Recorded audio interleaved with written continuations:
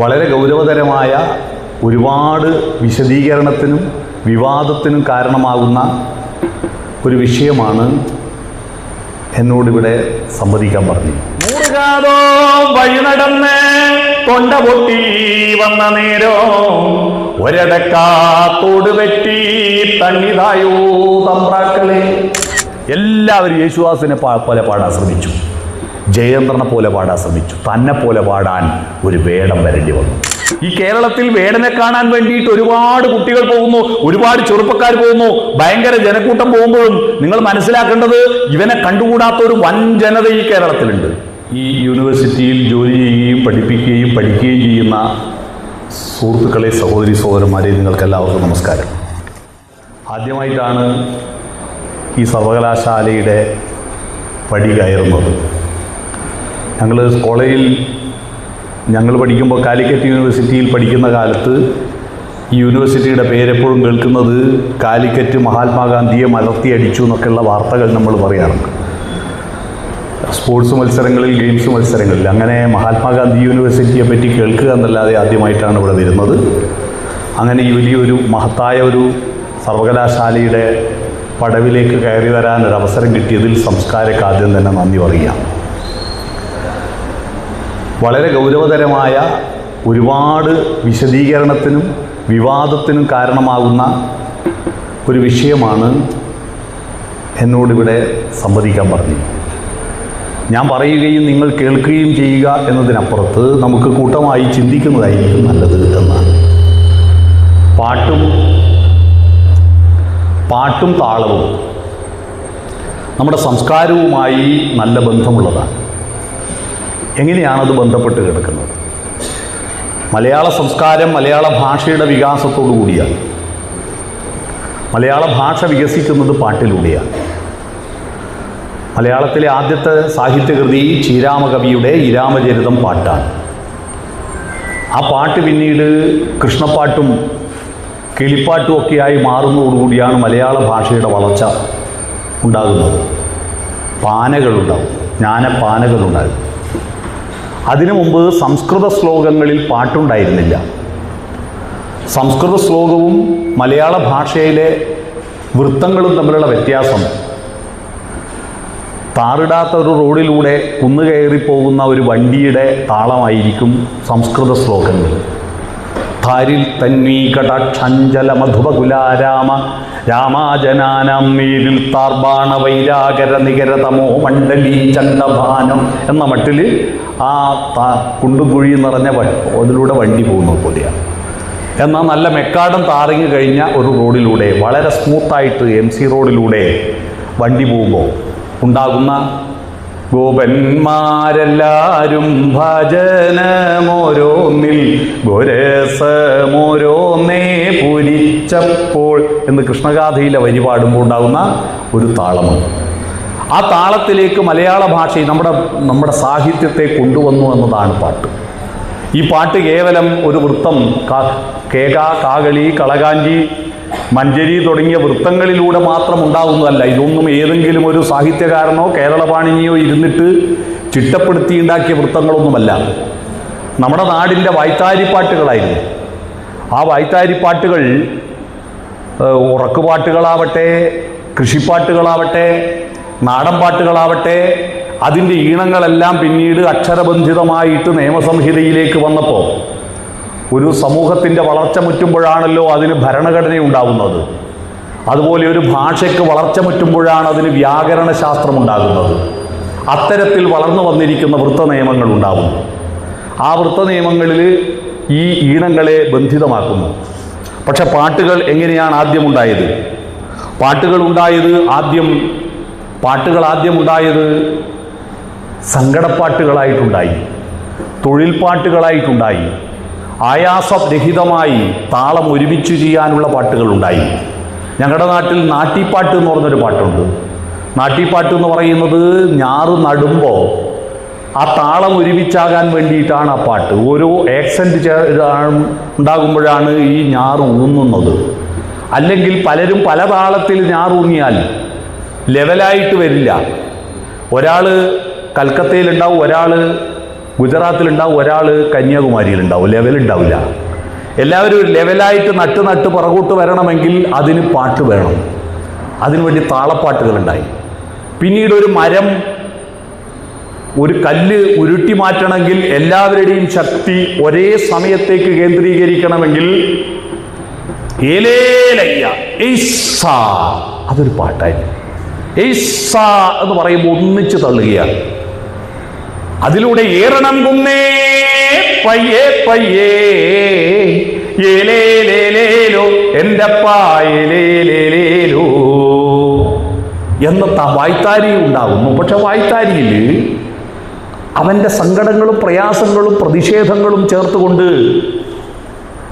കുന്നുമ്മക്കേരിയാലീറ്റേ വെട്ടാം കൊട്ടേ നെയ്യാം പട്ടി നെയ്യാം വരണോരേ കാണാം പോണോരേ കാണാം മേലേലേലേലോ എന്റപ്പായേലേലേലോ. അതിൻ്റെ അടുത്ത വരിയിൽ ഈറ്റയും വെട്ടി പാട്ടും പാടി കുടിയെ ചൊല്ലുമ്പോ കണ്ണീരാണേ പള്ള പശിക്കണ കണ്ണീരാണേ കണ്ണീരു മാറ്റാൻ എന്തുണ്ടെൻ്റെപ്പ. വടിയെടുക്കപ്പ എന്നാ പറയുന്നത്. കണ്ണീര് മാറ്റാൻ വടിയെടുക്കപ്പ. പിന്നീടാണ് വടിയിൽ കൊടികട്ടപ്പ എന്ന് പിന്നെ വന്നത്. പണ്ട് വടിയെടുക്കപ്പ നടക്കപ്പ എന്ന് പറഞ്ഞിരുന്നു. അപ്പൊ അതിൻ്റെ പ്രതിഷേധമായിരുന്നു. ഈ കുന്നിൻ്റെ മേലെ പണിയെടുത്ത് തളർന്നു വന്നിട്ട് വരുമ്പോൾ തമ്പുരാന്റെ വീട്ടിൽ വെള്ളത്തിന് ചോദിക്കുമ്പോൾ തമ്പുരാന്റെ വീട്ടിലെ പാത്രങ്ങളിലൊന്നും വെള്ളം തരില്ല. അപ്പൊ അടക്ക അറിയില്ല, ഇവിടെ ഇല്ല അടക്ക, കൗങ്ങിൻ്റെ അടക്ക പൊളിച്ചാൽ അതിൻ്റെ ചിമിഴ് പോലുള്ള 2 തോടുണ്ടാവും. ആ തോട്ടിലെങ്കിലും വെള്ളം തരുമോ എന്ന് ചോദിച്ചിട്ട് ആ വെള്ളം കൊടുക്കാത്ത തമ്പുരാന്റെ നിഷേധാത്മക നിലപാടിനെതിരായിട്ട് അതിൻ്റെ സങ്കടവും പ്രതിഷേധവുമാണ് അവൻ്റെ പാട്ടുകളായി മാറിയത്. ആ പാട്ടാണ് 100 കാതോ വഴി നടന്ന് തൊണ്ട പൊട്ടി വന്ന നേരോ ഒരടക്കാത്തോട് വെട്ടി തണ്ണിതായോ തമ്പ്രാക്കളെ. അപ്പൊ തമ്പ്രാന്റെ മറുപടി തണ്ണി താണ്ടേ കിണറ്റിൻ്റെ അകത്ത് പാല താണ്ടേ കങ്ങുമ്മല് കാരി താണ്ടേ തൊണ്ടുമ്മല് കോരിക്കുടി. തണ്ണി കിണറിലുണ്ട്. കോരി കുടിക്കാൻ കവുങ്ങിൻ്റെ പാള പൊളിച്ച് കോട്ടി തൊട്ടിയാക്കിയിട്ട് തൊണ്ട് തല്ലി ചകരി പിരിച്ച് കയറാക്കിയിട്ട് അത് കെട്ടിയിട്ട് അപ്പോഴേക്കും ദാഹിച്ച് മരിച്ചാലും എന്നാൽ വെള്ളം കൊടുക്കില്ല എന്ന് പറയുന്ന നിഷേധാത്മകം. വയനാട്ടിലെ ആദ്യ പണിയപ്പാട്ടുണ്ട്. ഉറങ്ങുറങ്ങ് പുള്ളി നീ ഉറങ്ങ് ഉണരാതെ പുള്ളി നീ ഉറങ്ങ് അപ്പനിപ്പോ മലയിൽ കൊത്തി ചാവും അമ്മയിപ്പോ വയലിൽ നട്ട് ചാവും. പണിയെടുത്ത് മരിക്കും മോനെ, നീ ഒന്ന് ഉറങ്ങിത്തരൂ മോനെ എന്ന് പറയുന്ന പാട്ടുകൾ. സങ്കടങ്ങൾ സന്തോഷങ്ങളായിരുന്നു, സങ്കടങ്ങൾ പ്രതിഷേധങ്ങളായിരുന്നു അന്നത്തെ പാട്ടുകൾ. ആ പാട്ടുകളുടെ വായ്ത്താരികളിൽ നിന്ന് മെല്ലെ ആ പാട്ടുകളിൽ നിന്നാണ് ഭക്തിയിലേക്ക് പ്രവേശിച്ചത്. ഭക്തിയിലേക്ക് പ്രവേശിക്കുമ്പോൾ ഭക്തി എന്ന് പറയുന്നത് നിങ്ങൾ ശ്രദ്ധിക്കേണ്ടത് ഭക്തിയെ പ്രൊമോട്ട് ചെയ്യലായിരുന്നില്ല. കൊട്ടാരക്കെട്ടുകളിലും ഇല്ലപ്പറമ്പിലുകളിലും മാത്രമുള്ള ഭക്തിയെ എടുത്ത് ജനകീയമാക്കി കൊണ്ടുവരികയായിരുന്നു അന്ന് ഭക്തിപ്രസ്ഥാനം. അതൊരു വിപ്ലവമായിരുന്നു.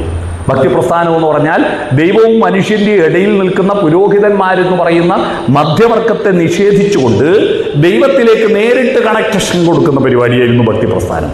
നമ്മൾ മനസ്സിലാക്കണം. പാട്ടുപാടിയിട്ട് നേരിട്ട് ദൈവത്തെ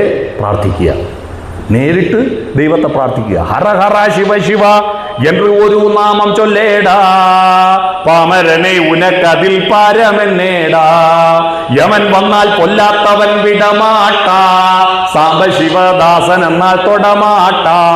മരണഭയത്തെ ഒഴിവാക്കാൻ നീ പ്രാർത്ഥിക്കൂ എന്ന് പറഞ്ഞുകൊണ്ട് മരണം എന്ന ഭീകരമായിരിക്കുന്ന അവസ്ഥയിൽ നിന്ന് മോക്ഷമുണ്ടാക്കാൻ തന്ത്രിമാർക്കും ബ്രാഹ്മണന്മാർക്കും പൈസ കൊടുത്തിട്ട് ഇടനിലക്കാരാക്കിയിട്ട് അവര് അഭിഷേകം നടത്തണ്ട, അവര് പൂജ നടത്തണ്ട, നീ നേരിട്ട് പ്രാർത്ഥിച്ചാൽ നിനക്ക് മോക്ഷം കിട്ടുമെന്ന് പറഞ്ഞുകൊണ്ട് ഇടനിലക്കാരായിരിക്കുന്ന പുരോഹിത വർഗത്തിൽ നിന്ന് നമ്മുടെ സമൂഹത്തെ മോചിപ്പിക്കലായിരുന്നു ഭക്തിപ്രസ്ഥാനം. ഭക്തിപ്രസ്ഥാനത്തിൻ്റെ ഭാഗമായിട്ടാണ് ഈ കിളിപ്പാട്ടുകളൊക്കെ ഉണ്ടാകുന്നത്, എഴുത്തച്ഛൻ്റെ പാട്ടുകളൊക്കെ ഉണ്ടാകുന്നത്. അതൊക്കെ ഭക്തിയെ വികേന്ദ്രീകരിക്കുന്നതായിരുന്നു. എന്ന് പറഞ്ഞാൽ ഈ കവിത അക്ഷരങ്ങളെന്ന് പറയുന്നത് ആർക്കുള്ളതാ? അക്ഷരങ്ങളെന്ന് പറയുന്നത് നായർക്കും നമ്പ്യാർക്കും വരെ ഇല്ല. നമ്പ്യാർ ഇവിടെയുണ്ടോ? ഞങ്ങളുടെ നാട്ടിൽ നായർ അധികവും നമ്പ്യാരാണ്. നായർക്കും നമ്പ്യാർക്കും വരെ അക്ഷരം നിഷേധിച്ചിരുന്നൊരു കാലഘട്ടം. ശൂദ്രനായിരുന്നു അവർ. ശൂദ്രന്മാർക്കൊന്നും അക്ഷരം ഉണ്ടായിരുന്നില്ല. വൈശ്യന്മാർക്ക് വരെ മാത്രമേ അക്ഷരം ഉണ്ടായിരുന്നുള്ളൂ. ആ അക്ഷരങ്ങളിൽ നിന്ന് മാറിയിട്ട് നായന്മാർക്കും നമ്പ്യാന്മാർക്കും ആർക്കും, അക്ഷരം പഠിക്കുന്ന ആർക്കും ദൈവത്തിൻ്റെ അടുത്തെത്താനും പാട്ടുപാടാനും കവിത വായിക്കാനും അധികാരം കൊടുക്കുന്ന അവസ്ഥയിലേക്കാണ് ഭക്തിപ്രസ്ഥാനം വന്നത്. ആ ഭക്തിപ്രസ്ഥാനം വന്ന് പിന്നീട് അക്ഷരങ്ങളുടെ ലോകത്തിലേക്ക് സകലമാന മനുഷ്യരേക്കും വന്നു. അതിനിടയിൽ കേരളത്തിലെ നവോത്ഥാന പ്രസ്ഥാനങ്ങളൊക്കെ വന്നു.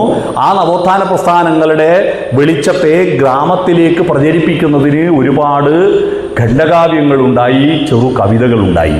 ആ കവിതകളിലൂടെയൊക്കെയും കുമാരനാശാനും വള്ളത്തോളും ഉള്ളൂരൊക്കെ വന്നിട്ട് അവർ ഈ ദർശനങ്ങൾ നാട്ടിൽ പ്രചരിപ്പിക്കാൻ അക്ഷരങ്ങളിലൂടെ ഇതൊക്കെ കവിതകളായിരുന്നു. ചന്തുമേനോനും CV രാമൻപിള്ളയും വരുന്നതോടുകൂടിയാണ് പുതുപ്രസ്ഥാനം എന്നതിൽ ന്യൂവൽ പ്രസ്ഥാനം, നോവൽ പ്രസ്ഥാനമായിട്ട് വരുന്നത്. ആ നോവൽ പ്രസ്ഥാനം വരുന്നതിന് വരെ നമ്മുടെ സാഹിത്യം എന്ന് പറഞ്ഞാൽ പാട്ട് തന്നെയായിരുന്നു, താളം തന്നെയായിരുന്നു.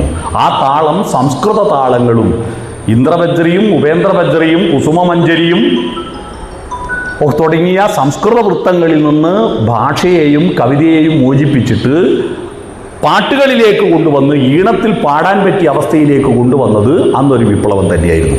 അത് കഴിഞ്ഞിട്ട് പക്ഷേ ആ കാൽപ്പനിക വസന്തം ആരംഭിക്കുന്നതോടുകൂടി പാട്ട് കലാപമാക്കുന്നത് കുറവായിരുന്നു. സങ്കടങ്ങൾ നെടുവീർപ്പുകൾ, മരണത്തെ പറ്റിയിട്ടുള്ള ചിന്തകൾ, തത്വശാസ്ത്രങ്ങൾ എന്നിവ പാട്ടുകളിലേക്ക് വരികയാണ്. കലാപമാകുന്നത് 20-ാം നൂറ്റാണ്ടിൻ്റെ മധ്യകാലഘട്ടത്തോടു കൂടിയാണ്. തത്വശാസ്ത്രങ്ങൾ കീഴാളന്റെ മോചനത്തിന് വേണ്ടി കൂടി ആവണമെന്ന ഉദ്ദേശത്തിൽ ഈ പ്രവാചകന്മാർ പറഞ്ഞു വെച്ചിരിക്കുന്ന, അവതാരങ്ങൾ പറഞ്ഞു വെച്ചിരിക്കുന്ന കാര്യങ്ങൾക്ക് നിഷിദ്ധമായിരിക്കുന്ന കാര്യങ്ങൾ മനുഷ്യൻ മതങ്ങളെ സൃഷ്ടിച്ചു, മതങ്ങൾ ദൈവങ്ങളെ സൃഷ്ടിച്ചു എന്ന ഒരു ചെറിയ സിമ്പിളായ പാട്ടാണെങ്കിലും അതൊരു കലാപമായിരുന്നു. ആ കലാപം ദൈവങ്ങളെ മനുഷ്യ സൃഷ്ടിച്ചതാണെന്ന് അമ്പലത്തിൽ പോലും ഗാനമേളയ്ക്ക് ഇപ്പോൾ പാടുക. ഇപ്പോഴും പാടുന്നുണ്ട് അമ്പലങ്ങളിൽ പോലും ഗാനമേളയ്ക്ക്. മനുഷ്യൻ മതങ്ങളെ സൃഷ്ടിച്ചു, മതങ്ങൾ ദൈവത്തെ സൃഷ്ടിച്ചു. അപ്പോൾ ദൈവം ആരാ ഉണ്ടാക്കി? ആരാ? ദൈവമാണോ മനുഷ്യനാണോ എന്ന ചോദ്യം. ഈ ഭൂമിയിൽ മനുഷ്യൻ വരുന്നതിന് മുമ്പ് ഒരു ദൈവത്തിനും പേരില്ല, ഒരു വസ്തുവിനും പേരില്ല. ഭൂമിക്ക് ഭൂമി എന്ന് പേരില്ല, ആകാശത്തിന് ആകാശം എന്ന് പേരില്ല, ദൈവത്തിന് എന്ന പേരില്ല. മനുഷ്യൻ ഭാഷ കണ്ടുപിടിച്ചതിന് ശേഷമാണ് എല്ലാ ദൈവങ്ങളും ഉണ്ടായത് എന്ന തത്വത്തെ വളരെ സിമ്പിളായി ഒരു പാട്ടിൽ അവതരിപ്പിച്ചുകൊണ്ട്, പിന്നെ പുരാണ ഇതിഹാസങ്ങളിൽ പൂണൂൽ കൊണ്ട് കറുത്ത വാവുകൾ, അല്ലെ, പൂണൂൽ കൊണ്ടും കാവിക്കൊടി കൊണ്ടും സത്യത്തെ മറച്ചു വെച്ചിരിക്കുന്ന കറുത്ത വാവുകൾ എന്നൊക്കെ വയലാറ് പാട്ടുപാടുന്ന ധൈര്യം ഉണ്ടാകുന്ന പാട്ടുകൾ ഉണ്ടാവുകയാണ് ആ സമയത്ത്. ഈ പാട്ടിൻ്റെ കൂട്ടത്തിൽ പക്ഷേ ആ പാട്ടിലെ വിപ്ലവ പ്രവർത്തനങ്ങൾ, സത്യം മയക്കുമരും നിന്റെ ചിറകിൽ, സ്വർഗത്തു പറക്കുമീ നാട്ടിൽ ഇല്ലാത്ത സ്വർഗത്തു പറക്കുമീ നാട്ടിൽ എന്ന് പാടുന്നു. ഭൂരിപക്ഷമല്ല സത്യമെന്ന്, ന്യൂനപക്ഷത്തിന്റെ സത്യമെന്ന് പറയാൻ വേണ്ടി പ്രപഞ്ചം മുഴുവൻ വെളിച്ചം നൽകാൻ പകലിനൊന്നേ വിളക്കുള്ളൂ, ലക്ഷം നക്ഷത്ര ദീപങ്ങൾ കൊളുത്തി സ്വപ്നം കാണുന്നു രാത്രി, വെളിച്ചം സ്വപ്നം കാണുന്നു രാത്രി. 1,00,000 നക്ഷത്രങ്ങൾ ഉണ്ടായിട്ടും രാത്രിക്ക് വെളിച്ചം കിട്ടുന്നില്ല, എന്നാൽ പകലിന് ഒറ്റ വിളക്കേ വേണ്ടൂ എന്ന് പറഞ്ഞാൽ ഭൂരിപക്ഷമല്ല സത്യം നിശ്ചയിക്കുന്നത്, സത്യം അതിൻ്റെ വെളിച്ചത്തിൻ്റെ മൂല്യമാണ് നിശ്ചയിക്കുന്നത് എന്ന് തുറന്നു പറയുന്ന പാട്ടുകൾ ഉണ്ടാകുന്നു. പിന്നെ ശ്രീകുമാരൻ തമ്പിയുടെ തത്വശാസ്ത്ര പാട്ടുകൾ ഉണ്ടായിരുന്നു. സുഖമൊരു ബിന്ദു എന്ന തത്വശാസ്ത്ര പാട്ടുകൾ ഉണ്ടായിരുന്നു. പിന്നെ മതത്തിൻ്റെ കെട്ടുപാടുകൾക്കപ്പുറത്തേക്ക് ആണ് ദൈവമെന്ന് ബോധ്യപ്പെടുന്ന ഈശ്വരൻ ഹിന്ദുവല്ല, ഇസ്ലാം അല്ല, ക്രിസ്ത്യാനിയല്ല, ഇന്ദ്രനും ചന്ദ്രനുമല്ല. അങ്ങനെ മാനവികതയെയും മതനിരപേക്ഷതയെയും തത്വശാസ്ത്രത്തെയും ബോധ്യപ്പെടുത്തുന്ന സിനിമാ ഗാനങ്ങൾ ഉണ്ടാവും. പക്ഷെ ആ സിനിമാ ഗാനങ്ങളുടെ കാലഘട്ടത്തിലെ ഇതൊക്കെ മുങ്ങിപ്പോയത് സത്യമാഷ് മുതൽ മോഹൻലാൽ വരെ മലയാള സിനിമയിൽ അഭിനയിച്ച നടന്മാരുടെ പ്രണയത്തിന്റെ സുന്ദരമായ പാട്ടുകളാണ് ഇതിനെയൊക്കെ മേലെ നിന്നത്. കാൽപ്പനികതയുടെ വസന്തം മുഴുവൻ വിടർന്നു നിന്നത് അന്നത്തെ സാധാരണക്കാർക്ക് ഇത് മനസ്സിലായത് ഒത്തുചേർന്ന് പൂനിലാവും കതിരും കൊയ്യാൻ വേണ്ടിയിട്ട് രണ്ടും ഒരുമിച്ച് കൊയ്യാൻ കേരളത്തിലെ സാധാരണ മനുഷ്യരെ പഠിപ്പിച്ചു. പൊന്നരിവാൾ അമ്പിളിയിൽ കണ്ണെറിഞ്ഞു നിൽക്കുന്ന പെണ്ണ് അന്നത്തെ ആകെയുള്ള ഒരു ഫേസ്ബുക്ക് ആകാശത്തെ ചന്ദ്രകലയാണ്. ഈ ഫേസ്ബുക്ക് സോഷ്യൽ മീഡിയയിലുള്ള ഒരു ഗുണം എന്താന്ന് പറഞ്ഞാൽ എനിക്കും കണ്ണൂരുള്ള എനിക്കും ഇവിടെയുള്ള നിങ്ങൾക്കും ഒരേ സമയത്ത് ഒരു കാര്യം കാണാൻ പറ്റുന്നു എന്നതാണല്ലോ സോഷ്യൽ മീഡിയയിലുള്ള ഒരു ഗുണം. അന്നത്തെ പെൺകുട്ടിക്ക് പണിയെടുത്ത് തളർന്നിട്ട് മരത്തിന്റെ ചോട്ടിൽ വാടി നിൽക്കുന്നവൾക്ക് ആകെയുള്ള ഒരു കാൽപ്പനികത ആകാശത്തെ ചന്ദ്രകലയാണ്. കാമുകനും കാമുകിയും ഒരേ സമയത്ത് കാണുന്നത്. അതിൽ നോക്കി നിൽക്കുന്ന പെണ്ണിനോട്, ആ മരത്തിന്റെ പൂന്തണലിൽ വാടി നിൽക്കുന്ന പെണ്ണിനോട്, നീ എൻ്റെ കൂടെ പോരുന്നോ? എവിടെ പോരുമോ നീ, പോരുമോ നീ, നേര് നേടും പോരിൽ എന്ന്. സത്യം വിജയിക്കുന്ന പോരാട്ടത്തിൽ നീ എൻ്റെ കൂടെ വാളുയർത്താൻ, തോളോട് തോൾ ഒത്തുചേർന്ന് വാളുയർത്താൻ പോരുന്നോ എന്ന പാട്ടിൽ ONV അവസാനം ഒരു വരി ചേർത്തിട്ടുണ്ട്. പാട്ടുകാരൻ നാളെയുടെ ഗാട്ടുകാരനല്ലേ, ഗാട്ടുകാരനല്ലേ. ഗാട്ടുകാരല്ലേ അത്. ഗാട്ടുകാരൻ എന്ന് പറയുന്നത് ഗാർഡാണ്. നമ്മുടെ ടൗണിൽ ട്രാഫിക് നിയന്ത്രിക്കുന്ന ഗാർഡുണ്ടല്ലോ, സുരക്ഷ ഗാട്ടുകാരൻ, ആ ഗാർഡാണ്. നാളെയുടെ സുരക്ഷാഭടൻ പാട്ടുകാരനാണെന്ന് പറഞ്ഞുകൊണ്ട് അവരെ പാട്ടിലൂടെ, നാടകത്തിലൂടെ പൊളിറ്റിക്സിലേക്ക് പാട്ടിനെ കൊണ്ടുവരുന്നത് 20-ാം നൂറ്റാണ്ടിൻ്റെ മധ്യകാലഘട്ടത്തോടു കൂടിയാണ് പാട്ടിലൂടെ പൊളിറ്റിക്സിലേക്ക് വരുന്നത്. പക്ഷെ ആ പൊളിറ്റിക്സിൽ ഉള്ളവനും ഇല്ലാത്തവനും തമ്മിലുള്ള വേർതിരിവും കമ്മ്യൂണിസ്റ്റ് രാഷ്ട്രീയവും ഒക്കെ വന്നു എന്നല്ലാതെ ആ പൊളിറ്റിക്സിൽ ഒന്നും തന്നെ എവിടെയും നമ്മൾ കൊയ്യും വയലെല്ലാം നമ്മുടേതാകും പൈങ്കിളിയെ എന്ന് പറയുന്നല്ലാതെ ആ പൊളിറ്റിക്സിൽ ഒന്നും തന്നെ ദളിതന്റെ രാഷ്ട്രീയവും ദളിതന്റെ വിഷയങ്ങളും വ്യക്തമായ രീതിയിൽ, ഞാൻ ചണ്ടാലഭിക്ഷയും ദുരവസ്ഥയും നിഷേധിച്ചുകൊണ്ടല്ല പറയുന്നത്, ദളിതന്റെ രാഷ്ട്രീയം പാട്ടിലൂടെ അവതരിപ്പിച്ച് അതൊരു കലാപമാക്കി മാറ്റിയെടുക്കുന്ന അവസ്ഥയിലേക്ക് വരാൻ ഒരുപാട് കാലഘട്ടം മലയാളക്കര കാത്തു നിൽക്കുന്നു. മലയാളക്കര ഒരുപാട് കാലം കാത്തു നിന്നിട്ട് ഇപ്പം അടുത്ത കാലത്തുണ്ടായി. ഇപ്പം അടുത്ത കാലത്താണ് ശബ്ദം കൂട്ടുന്നതും താളം മുറുങ്ങുന്നതുമായ പാട്ടുകൾ വന്നത്. നിങ്ങൾ ശ്രദ്ധിച്ചോ? ശബ്ദം കൂട്ടി നിഷാദത്തിലേക്ക് മാറ്റി. നിഷാദം എന്ന് പറഞ്ഞാൽ കാട്ടാളന്റെ ശബ്ദമാണ്. കാട്ടാളൻ ആദ്യം ആശയവിനിമയം നടത്തിയത് ഒറ്റക്കമ്പീനാദം മാത്രം മൂളും എന്നല്ല.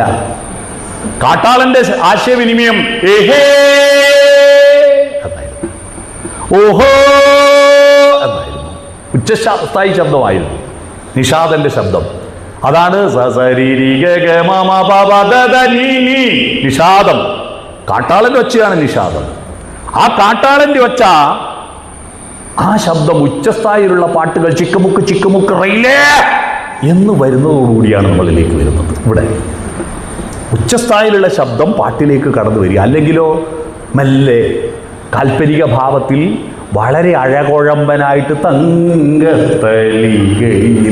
പൊങ്കലുമായി വന്ന തൈമാസ തമിഴ് പെണ്ണെ. യഥാർത്ഥത്തിൽ നമ്മളെ മലയാള ഭാഷയുടെ സംസ്കാരത്തെ ഏറെക്കാലം വികസിക്കാതെ തടഞ്ഞു നിർത്തിക്കളഞ്ഞത് നമ്മുടെ നാട്ടിലെ പാട്ടിനെ ആസ്വദിക്കുന്നു എന്ന് പറയുന്ന ഒരുപാട് ആളുകൾ പുതിയ തലമുറയിലെ കുട്ടികളോട് പറഞ്ഞത് നീ യേശുദാസിനെ പോലെ പാടണമെന്ന് പറഞ്ഞിട്ടാ, നീ ജയചന്ദ്രനെ പോലെ പാടണമെന്ന് പറഞ്ഞിട്ടാ. അതാണ് നമ്മുടെ പാട്ടിൻ്റെ വികാസത്തെ തടസ്സപ്പെടുത്തിയത്. എല്ലാവരും യേശുദാസിനെ പോലെ പാടാൻ ശ്രമിച്ചു, ജയചന്ദ്രനെ പോലെ പാടാൻ ശ്രമിച്ചു. തന്നെ പോലെ പാടാൻ ഒരു വേടം വരേണ്ടി വന്നു. തന്നെ പോലെ പാടാൻ ഇപ്പോൾ ഒരു വേടം വന്നു. അതിൻ്റെ ഇടയിൽ ആ പാട്ടിനെ ഉപഭോഗ സംസ്കാരത്തിന് വേണ്ടി ദുരുപയോഗം ചെയ്യുന്ന ചില ശ്രമങ്ങൾ നടന്നിട്ടുണ്ട്. വില്ലത്തരമാണ് യഥാർത്ഥത്തിൽ ചോദ്യം ചെയ്യലെന്ന് ധരിച്ചു വെച്ചിരിക്കുന്നു. കത്തി കൊണ്ട് കുത്തലാണ് വിപ്ലവം എന്ന് വിചാരിച്ചു. അതാണ് പേന കത്തി കൊണ്ട് വിദ്യാരംഭം കുറിച്ചവനെ നിന്നെ പടച്ചവന് 10-ൽ 10 മാർക്ക് ഇല്ലുമിനാട്ടി എന്ന പാട്ടുണ്ടായി അല്ലേ? ഇല്ലുമിനാട്ടി എന്ന പാട്ട് ആവേശ സിനിമയിലെ പാട്ടുണ്ടായി. എന്ന് പറഞ്ഞാൽ അച്ഛനെയും അമ്മയും നിഷേധിക്കലാണ് വിപ്ലവം. മാതാപിതാക്കളെ മാപ്പ്, ഇനി അങ്ങോട്ട് തന്നിഷ്ടക്കൂത്ത്, ഉന്നം മറന്നൊരു പോക്ക്, ഗുണപാഠങ്ങൾ മതിയാക്ക്, ഇതെൻ പാത എൻ അധികാരം. പക്ഷെ ആ പാത വഴിതെറ്റാൽ എന്താ? ഇതെൻ പാത എൻ അധികാരം, വഴിതെറ്റലാണ് എൻ്റെ അവകാശം. വഴി നടക്കലാണ് അവകാശം എന്ന് പറഞ്ഞ വൈക്കം സത്യാഗ്രഹത്തെ നിഷേധിച്ചുകൊണ്ട് വഴി തെറ്റലാണ്. ഈ വഴി തെറ്റിയിട്ട് എങ്ങോട്ടാ പോകുന്നത്? വഴി പരിഷ്കരിച്ച് പുതിയ വഴി കണ്ടെത്തലല്ല, വഴി തെറ്റിപ്പോകലാണ്. ആ വഴി തെറ്റിപ്പോകലാണ് അവകാശമെന്ന് പറയുന്ന ഒരു ഭാഗത്ത് ജനത തുള്ളുകയും മറുഭാഗത്ത് എനിക്ക് അമ്പലത്തിൽ പോകണ്ടെന്ന് പറഞ്ഞ് സ്ത്രീകൾ നാമജപ ഘോഷയാത്രയിൽ പങ്കെടുക്കുകയും ചെയ്യുന്ന വൈരുദ്ധ്യത്തെ കേരളം കണ്ടു. വഴിതെറ്റലാണ് അവകാശം എന്ന് പറഞ്ഞിട്ട് ഒരു പുതിയ തലമുറ തുള്ളുന്നു. മറുപക്ഷത്ത് ഞങ്ങൾക്ക് അവകാശം വേണ്ട, അമ്പലത്തിൽ ഞങ്ങൾക്ക് പോകണ്ടെന്ന് പറയുകയും മതജാതി ബോധത്തിന്റെ തടവറയിൽ പെട്ടുകിടക്കുകയും ചെയ്യുകയാണ്. ഈ കേരളത്തിൽ വേടനെ കാണാൻ വേണ്ടിയിട്ട് ഒരുപാട് കുട്ടികൾ പോകുന്നു, ഒരുപാട് ചെറുപ്പക്കാർ പോകുന്നു, ഭയങ്കര ജനക്കൂട്ടം പോകുമ്പോഴും നിങ്ങൾ മനസ്സിലാക്കേണ്ടത് ഇവനെ കണ്ടുകൂടാത്ത ഒരു വൻ ജനത ഈ കേരളത്തിലുണ്ട്. ഇവനെ നിഷേധിക്കുന്ന ഒരു വൻ ജനത ഈ കേരളത്തിലുണ്ട്. ചാതുർവർണ്ണത്തിൻ്റെയും നാടുവാഴിത്തത്തിൻ്റെയും ആ കെട്ടുപാടുകൾ ഇപ്പോഴും തലയിൽ പേറി നടക്കുന്ന ഒരു വൻ ജനത ഈ കേരളത്തിൽ ഇപ്പോഴുമുണ്ട്. ആ ജനതയുടെ എണ്ണം കുറയുന്നില്ലെന്നുള്ളത് ഒരു യാഥാർത്ഥ്യമാണ്. അവിടെയാണ് വേടന്റെ പാട്ടുകളുടെ മുറുക്കം. ആ മുറുക്കം ഒരു ഭാഗത്ത് വരുമ്പോൾ ആ മുറുക്കത്തിന് തുല്യവും വിപരീതവുമായിട്ട് സാംസ്കാരിക ച്യുതിയും മറുഭാഗത്ത് കേരളത്തിൽ ഉണ്ടാവുന്നുണ്ട് എന്ന് നിങ്ങൾ തിരിച്ചറിയണം.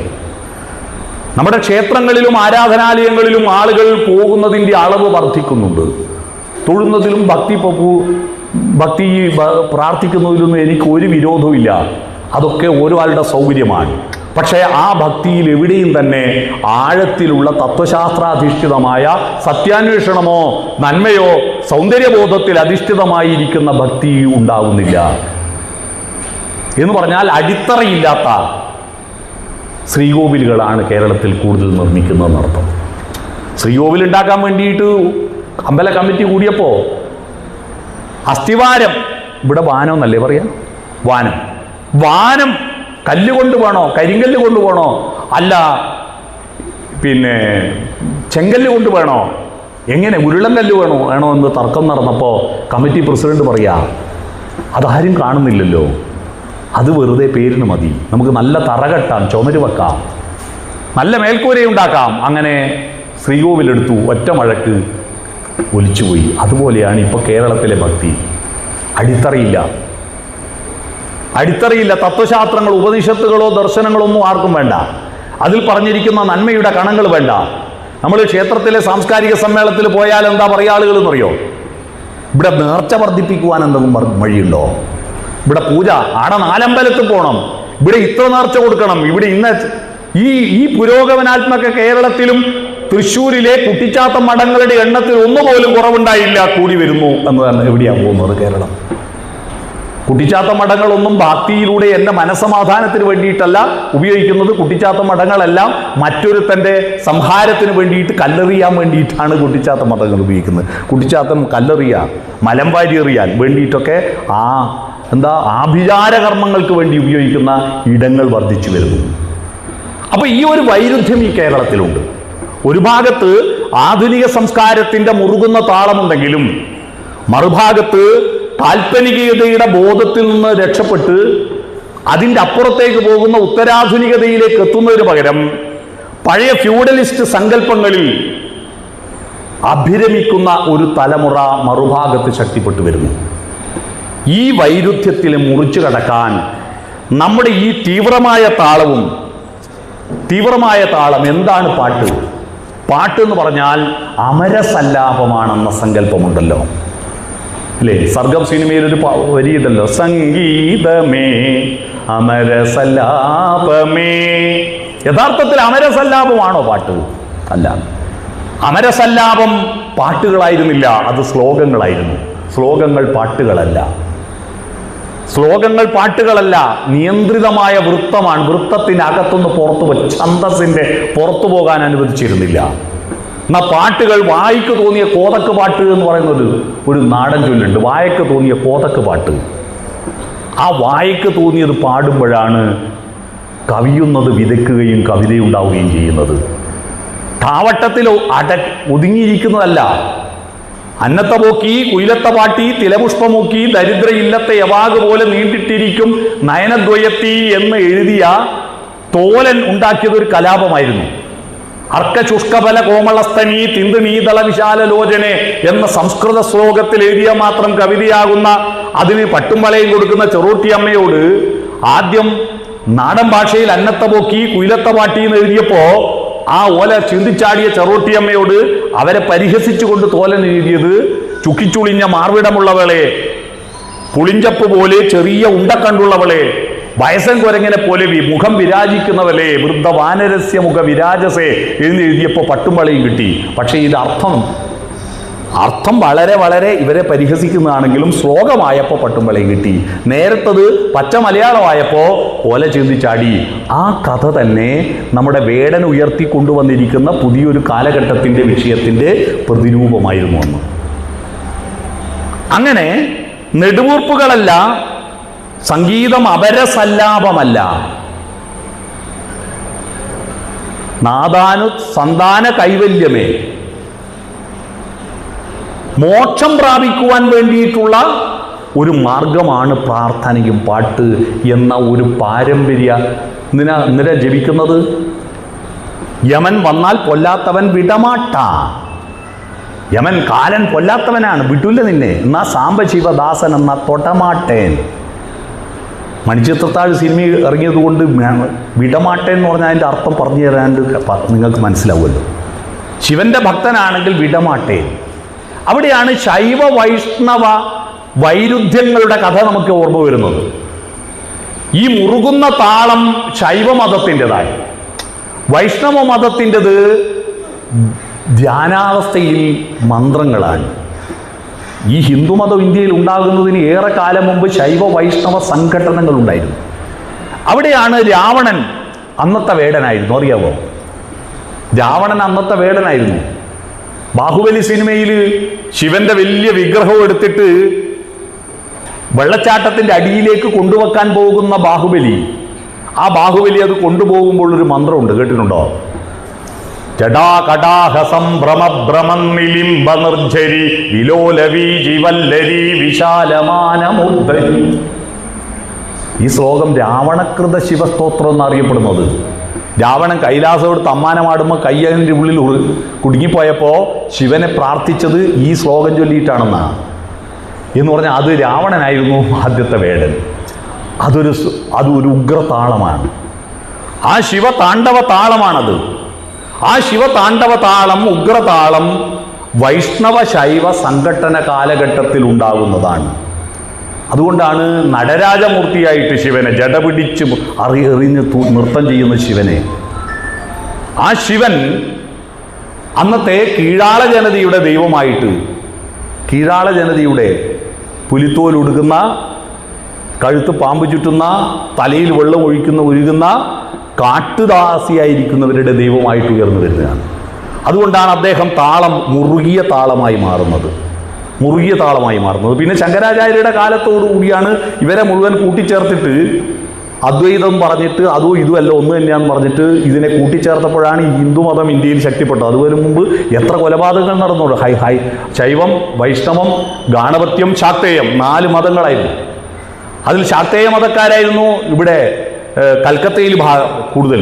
ബന്ധുരയായിരുന്നു അവരുടെ പ്രധാനപ്പെട്ട ദൈവം. ബന്ധുര നമ്മുടെ കൽക്കത്ത ബേസ് ചെയ്തുകൊണ്ട് ഒരു സിനിമയുണ്ടല്ലോ മമ്മൂട്ടിയുടെ പാഥേയം. ആ പാഥേയം എന്ന സിനിമയിലെ പാട്ട് നിങ്ങൾ കേട്ടിട്ടില്ലേ? ബന്ധുരേ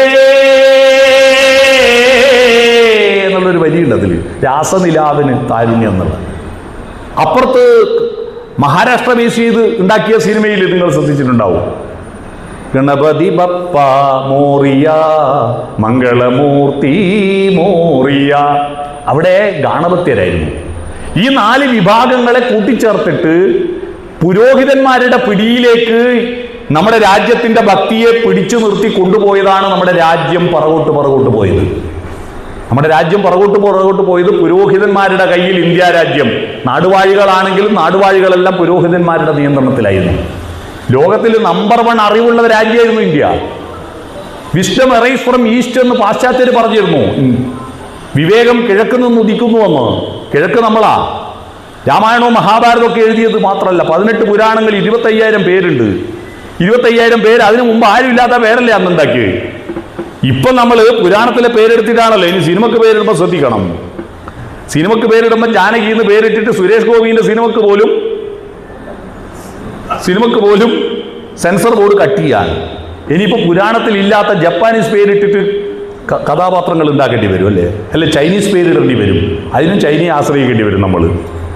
കാരണം ഏതൊരു പേരിൽ ഏതെങ്കിലും ഒരു ദൈവമായിട്ട് കണക്ഷൻ ഉണ്ടാവും. ഈ പുരാണങ്ങളിലെ ദൈവങ്ങളാണ് നമ്മളെ നാട്ടിലെ പിന്നെ പേരായത്. ഈ പേര് മുഴുവൻ 25,000 പേരുണ്ടാക്കിയില്ലേ അന്ന്. അതൊരു ചെറിയ ബുദ്ധിയല്ല. നമ്മുടെ ആധുനിക മോഡേൺ മെഡിസിൻ വരുന്നതിന് മുമ്പ് നാട്ടിലുള്ള വള്ളികളുടെയും ചെടികളുടെയും മരങ്ങളുടെയും ഇലയും തൊലിയും പൂവും കായും വേരും ചവച്ചരച്ചിട്ട്, ലാബറട്ടറി ഇല്ല, ടെസ്റ്റ് ട്യൂബില്ല, ഫണലില്ലാത്ത കാലത്ത്, മൈക്രോസ്കോപ്പ് ഇല്ലാത്ത കാലത്ത് വായിൽ ചവച്ചരച്ച് നോക്കിയിട്ടാണ് ആയിരക്കണക്കിന് കഷായവും അരിഷ്ടവും ലേഹ്യവും പടകവും ഗുളികയും ഒക്കെ ഉണ്ടാക്കി വെച്ചത്. അത്രയും ബുദ്ധി ഉണ്ടായിരുന്നു. എന്നിട്ട് ആ ബുദ്ധിയല്ല ഇവിടെ പോയി. ആ ബുദ്ധിയൊക്കെ ഇവിടെ പോയി. ഈ യൂണിവേഴ്സിറ്റിയുടെ ഈ ഹാളിലുള്ള ഏതെങ്കിലും ഒരു വസ്തു ഈ യൂണിവേഴ്സിറ്റി കണ്ടുപിടിച്ചിട്ടുണ്ടോ? ഇന്ത്യയിലെ ഏതെങ്കിലും യൂണിവേഴ്സിറ്റി കണ്ടുപിടിച്ച ഏതെങ്കിലും ഒരു വസ്തു ഈ ഹാളിലുണ്ടെങ്കിൽ പറഞ്ഞാട്ടെ, എവിടെ പോയി? ഈ മൈക്ക് കണ്ടുപിടിച്ച ഇന്ത്യയിലല്ല, വാച്ച് കണ്ടുപിടിച്ച ഇന്ത്യയിലല്ല, കണ്ണട കണ്ടുപിടിച്ച ഇന്ത്യയിലല്ല, പേന കണ്ടുപിടിച്ച ഇന്ത്യയിലല്ല, കടലാസ് കണ്ടുപിടിച്ച ഇന്ത്യയിലല്ല, അച്ചടി കണ്ടുപിടിച്ച ഇന്ത്യയിലല്ല, ഫോൺ കണ്ടുപിടിച്ച ഇന്ത്യയിലല്ല, പ്ലാസ്റ്റിക് കണ്ടുപിടിച്ച ഇന്ത്യയിലല്ല, ഫാന് കണ്ടുപിടിച്ചത്, ബൾബ് കണ്ടുപിടിച്ചത്, കാറ് കണ്ടുപിടിച്ചത് ഒന്നും ഇന്ത്യയിലല്ല. എന്തുകൊണ്ട്? കൊളംബസ് അമേരിക്ക കണ്ടുപിടിക്കുന്നതിന് 1000 കൊല്ലം മുമ്പ് യൂണിവേഴ്സിറ്റി ഉണ്ട് ഇന്ത്യയിൽ. നളന്തയും തക്ഷശിലയും ഉണ്ട്. എന്തുപറ്റി? എക്സ്പ്ലോറിംഗ് ദി മൈൻഡ് അല്ല പാട്ടുകൾ, ശ്ലോകങ്ങൾ എക്സ്പ്ലോറിംഗ് ദി മൈൻഡ് ആയിരുന്നില്ല. പാട്ടുകൾ പുതിയതിനെ കണ്ടെത്താനുള്ള പരിശ്രമങ്ങളായിരുന്നില്ല. ഈ പാട്ടിന്റെ ഛന്ദസ്സിനകത്ത് കുടുക്കി, വട്ടത്തിൽ കുടുക്കി കടത്തുന്നതായിരുന്നു പുരോഹിതന്മാർ. അതിൻ്റെ അപ്പുറത്ത് പോകരുത്. നിന്റെ ജോലി നിനക്ക് തലയിൽ എഴുതി വെച്ചിട്ടുണ്ട് നേരത്തെ. അതുപോലെ വരൂ. നിന്റെ പെണ്ണ് ഏതാണെന്ന് തലയിൽ എഴുതി വെച്ചിട്ടുണ്ടല്ലേ. SP ബാലസുബ്രഹ്മണ്യം തമിഴിലും P ജയേന്ദ്രൻ മലയാളത്തിലും പാടിയ ഒരു പാട്ട് ഓർമ്മയുണ്ടോ? കമൽഹാസൻ അഭിനയിച്ച സിനിമയിലെ കളഭച്ചു വരുവച്ചമീട് ഇളപ്പൂ കല്യാണമാല ഇന്നാർക്ക് ഇന്നാരെന്ന് എഴുതി വച്ചല്ലോ ദൈവം കല്ലിൽ. ഇന്ന പെണ്ണിന് ഇന്ന ചെക്കൻ തലയിൽ എഴുതി വെച്ചിട്ടുണ്ട്. അതാണ്, ആ തലവിധിയാണ്, വിധി എന്ന വിശ്വാസമാണ് നമ്മുടെ രാജ്യത്തെ തകർത്തത്. നീ പണിയെടുത്താലും പണിയെടുത്തില്ലെങ്കിൽ നിനക്ക് വിധിച്ചിട്ടുണ്ട്, കിട്ടില്ല. പിന്നെ എന്തിന് നീ PSCക്ക് കോച്ചിങ്ങിന് പോകുന്നത്? നിനക്ക് തലയിൽ എഴുതിയിട്ടുണ്ട്, ജോലി കിട്ടും എന്ന് പറഞ്ഞ് ആരെങ്കിലും പോവോ? അകർമ്മണ്യതയുടെ ശ്ലോകങ്ങളാണ് നമ്മുടെ രാജ്യത്തെ തകർത്തത്. ആ അകർമ്മണ്യതയിൽ നിന്ന് കർമ്മണ്യതയിലേക്ക് മുന്നോട്ട് നയിക്കുവാൻ വേണ്ടിയിട്ടുള്ള, പണ്ട് ഭാവനയുടെ ലൈംഗികതയായിരുന്നെങ്കിൽ ഇപ്പൊ താളാത്മകമായ ലൈംഗികത നമ്മുടെ പുതിയ തലമുറ ആവേശത്തിലൂടെ മുന്നോട്ട് നയിക്കുന്നു. പണ്ട് ഭാവനയുടെ ലൈംഗിക താളം ഭാവനയുടെ ലൈംഗിക താളമായിരുന്നു. പുതിയ കാലഘട്ടത്തിൽ ലൈംഗികതയുടെ താളം ഭാവനയിൽ നിന്ന് മാറിയിട്ട് ശാരീരിക ബന്ധങ്ങളുടെ ലൈംഗിക താളത്തിലേക്ക് മാറിയത്. അതിനെപ്പറ്റി മാത്രം അരമണിക്കൂർ വേണ്ടി വരും. നിങ്ങൾക്ക് 3:30 പോകാൻ വേണം. അതുകൊണ്ട് ഞാനത് കൂടുതൽ നീട്ടുന്നില്ല. അതിൻ്റെ സൂചന മാത്രം തരിക. നമ്മുടെ പുതിയ സിനിമ പാട്ടുകളുടെ ചില പാട്ടുകളുടെ താളങ്ങൾ നിങ്ങൾ ശ്രദ്ധിച്ചാൽ മതി. അപ്പോൾ അത്തരത്തിലേക്ക് ഒരു ഭാഗത്ത് മാറുന്നു. അവിടെയാണ് പാട്ടിനെയും സംഗീതവും സാഹിത്യവും സരസ്വത്യ സ്തനദ്വയം ഏകമാപാദമധുരം പരമാലോചനാമൃതം എന്ന് പറഞ്ഞല്ലോ. സംഗീതവും സാഹിത്യവും സരസ്വതിയുടെ 2 മുലകളാണ്. ഒന്ന് ആപാദമധുരമാണ്, മറ്റത് ആലോചനാമൃതമാണ്. എന്നാൽ ഇപ്പോൾ ആലാഹയുടെ പെൺമക്കൾ എന്ന് പറയുന്ന സാറാ ജോസഫിന്റെ നോവലില് തങ്കമണി കുട്ടിക്കയറ്റത്തിൽ ബ്ലാക്കിന് അരിക്ക് പോകുമ്പോൾ കോന്നിമേശ്രീൻ്റെ പറമ്പിലൂടെ പോകേണ്ട അവിടെ ഒറ്റമുലച്ചി എന്ന് പറയുന്ന മറുതയുണ്ടെന്ന് പറയുന്നുണ്ട്. ആ ഒറ്റമുലച്ചിയിലേക്ക് മാറിപ്പോവുകയായിരുന്നു നമ്മുടെ പാട്ടിൻ്റെ സ്പീഡ്. സംഗീതം മാത്രമുണ്ട്, സാഹിത്യം നഷ്ടപ്പെട്ടു പോയിരുന്നു. എന്താണ് പാടുന്നത്, എന്താണ് ഇതിൻ്റെ അർത്ഥമെന്ന് മനസ്സിലാവാതെ DJ ഡാൻസിൽ തുള്ളുന്ന നമ്മുടെ പുതിയ തലമുറയില്ലേ. DJ ഡാൻസ് എന്താണത്? റാപ്പ് സംഗീതവും ചേർന്നിട്ടുള്ളതാണ്. DJ-യിൽ സാമ്പിളിംഗ് ഉണ്ട്, സ്ക്രാച്ചിങ് ഉണ്ട്, ബീറ്റ് ബോക്സിംഗ് ഉണ്ട്. ഇതെല്ലാം ചേർന്നിരിക്കുന്ന ഒരു സംഗീതമാണ് ഡിസ്ക് ജോക്കി. അതാണ് DJ. ആ ഡിസ്ക് ജോക്കിയിൽ ഈ താളമല്ലാതെ അതിൻ്റെ വരികളുടെയോ അർത്ഥങ്ങളുടെയോ ഒന്നും ആഴങ്ങൾ ആരും തന്നെ ശ്രദ്ധിക്കാറില്ല. അതിൻ്റെ അർത്ഥങ്ങൾ ആരും ശ്രദ്ധിക്കാറില്ല. കട്ടച്ചോര കൊണ്ട് ജ്യൂസ് അടിച്ച് സോഡാ സർബത്ത് കുടിക്കുന്ന തലമുറ അല്ലേ? കട്ടച്ചോര കൊണ്ട് ജ്യൂസ് അടിച്ചിട്ട് സോഡാ സർബത്ത്. നമ്മുടെ പുരാണത്തിൽ രാക്ഷസന്മാർ ചോര കുടിച്ചിട്ടുണ്ടെന്നല്ലാതെ ആരും ചോര കൊണ്ട് ജ്യൂസ് അടിച്ചിട്ട് സോഡാ സർബത്ത് കുടിച്ചിട്ടില്ല. അത്തരത്തിൽ വാക്കുകൾ എന്തും പറയാം. അതിന് വിധ്വംസകമെന്നോ പുരോഗമനാത്മകമെന്നോ നോക്കേണ്ടതില്ല. വായി തോന്നിയ താളം മാത്രം മതി എന്ന് പറഞ്ഞുകൊണ്ട് നമ്മുടെ DJ ഡാൻസിൽ വിധ്വംസക സംസ്കാരത്തെ ഒളിപ്പിച്ചു കടത്തുന്ന കാലഘട്ടത്തിലേക്ക് കേരളം പോകുമ്പോഴാണ്, അവിടെയാണ് പുരോഗമനാത്മകമായിരിക്കുന്ന ആശയങ്ങളുമായിട്ട് ഒരു പുതിയ തലമുറ. വേടൻ്റെ പാട്ട്, അതിൻ്റെ താളവും അതിൻ്റെ സാഹിത്യവും ഒത്തുചേരുകയാണ്. ആ ഒത്തുചേരുന്നത് 1976 ബോബ് മർലിയും അതുപോലെ പീറ്റർ ക്രോഷും ചേർന്നൊരുക്കിയിരിക്കുന്ന ജമൈക്കൻ സംഗീത ശാഖയും. അതുപോലൊരു പാരമ്പര്യമുള്ളൊരു പാട്ട് നമ്മുടെ ഭാരതത്തിൽ വരുന്നില്ല. ഇടയ്ക്ക് ചില പാട്ടുകൾ, നമ്മുടെ AR റഹ്മാന്റെ പാട്ടുകളൊക്കെ വന്നിട്ടുണ്ടെങ്കിലും അല്ലേ, നമ്മുടെ സംഗീതത്തെ മാറ്റിമറിച്ച ഒരു പാട്ട് ജെന്റിൽമാൻ എന്ന് പറയുന്ന സിനിമയിൽ ഒട്ടകത്തെ കെട്ടിക്കോ കെട്ടിയാക വട്ടിക്കോ വട്ട പൊട്ടുകാരി, അത് നമ്മുടെ സിനിമാ ഗാന ശാഖയിൽ വലിയ വിപ്ലവം ഉണ്ടാക്കിയ പാട്ടാണ്. അതിൽ വട്ട പൊട്ടുക്കാരിയാണ്, അതിലൊരു മാറ്റവും ഉണ്ടാകുന്നില്ല. ആ കൂട്ടത്തിലാണ് റെയിലിൻ്റെ താളത്തിൽ പാട്ടുണ്ടാകുന്നത്.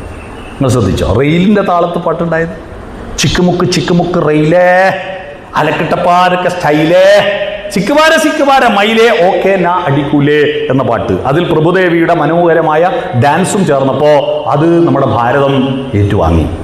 പക്ഷെ ആ പാട്ട് കേട്ടിട്ട് അന്ന് തുള്ളിയവരല്ലാതെ ആരും അത് കേട്ടിട്ട് ആരും റെയിലിൽ ഓടി കയറിയിട്ടില്ല, ട്രെയിനിൽ പോയിട്ട് അതിനെ ആസ്വദിച്ചിട്ടില്ല. പാട്ടിൻ്റെ താളം മുറുക്കി അവർ.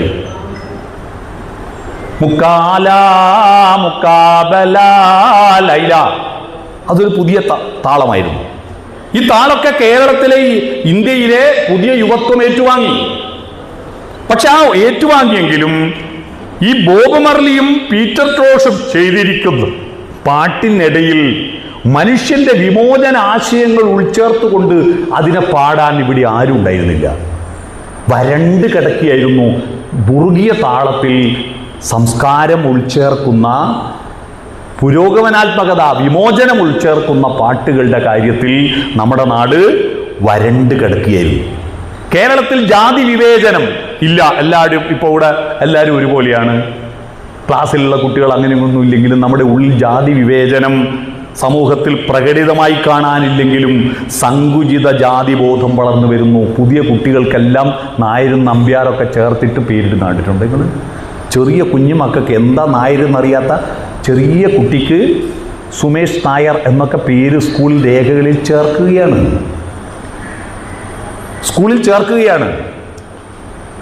പുതിയ ഒരു പെണ്ണ്, ഒരു യൂട്യൂബർ, തൻ്റെ ശരീരത്തിലൂടെ ആകർഷിച്ച് പണമുണ്ടാക്കുന്ന ഒരു യൂട്യൂബർ, അവൾ മറ്റേതോ മതത്തിൽ നിന്ന് വന്നിട്ട് അവൾ പേര് നമ്പ്യാർ എന്ന് ചേർത്തിട്ട് സ്വയം സ്വീകരിക്കുകയാണ്. അവളൊരു ഈഴവ എന്ന പേര് സ്വീകരിക്കുന്നില്ല, നമ്പ്യാർ എന്ന പേര് സ്വീകരിച്ചിട്ട് മുന്നോട്ട് പോവുകയാണ്. അപ്പോൾ ആ വരേണ്യജാതി ബോധത്തിലേക്ക് കേരളം തിരിച്ചു പോന്നു. ഇവിടെ ന്യൂനപക്ഷം എന്ന് പറഞ്ഞിട്ട് ഒരു മുസ്ലിമും ഒരു ക്രിസ്ത്യാനിയും പീഡനങ്ങളോ അവഗണ്യോ ഏറ്റാൽ അതിനെ ന്യൂനപക്ഷ പീഡനം എന്ന് പറഞ്ഞിട്ട് രാഷ്ട്രീയ പാർട്ടികൾ ഏറ്റെടുക്കുന്നു. അത് നല്ലൊരു രാഷ്ട്രീയ ബോധമാണ്. അവർക്കെതിരെ, ന്യൂനപക്ഷങ്ങൾക്കെതിരായിട്ടുള്ള പീഡനങ്ങൾക്കെതിരെ പൊരുതാൻ ആളുണ്ട്.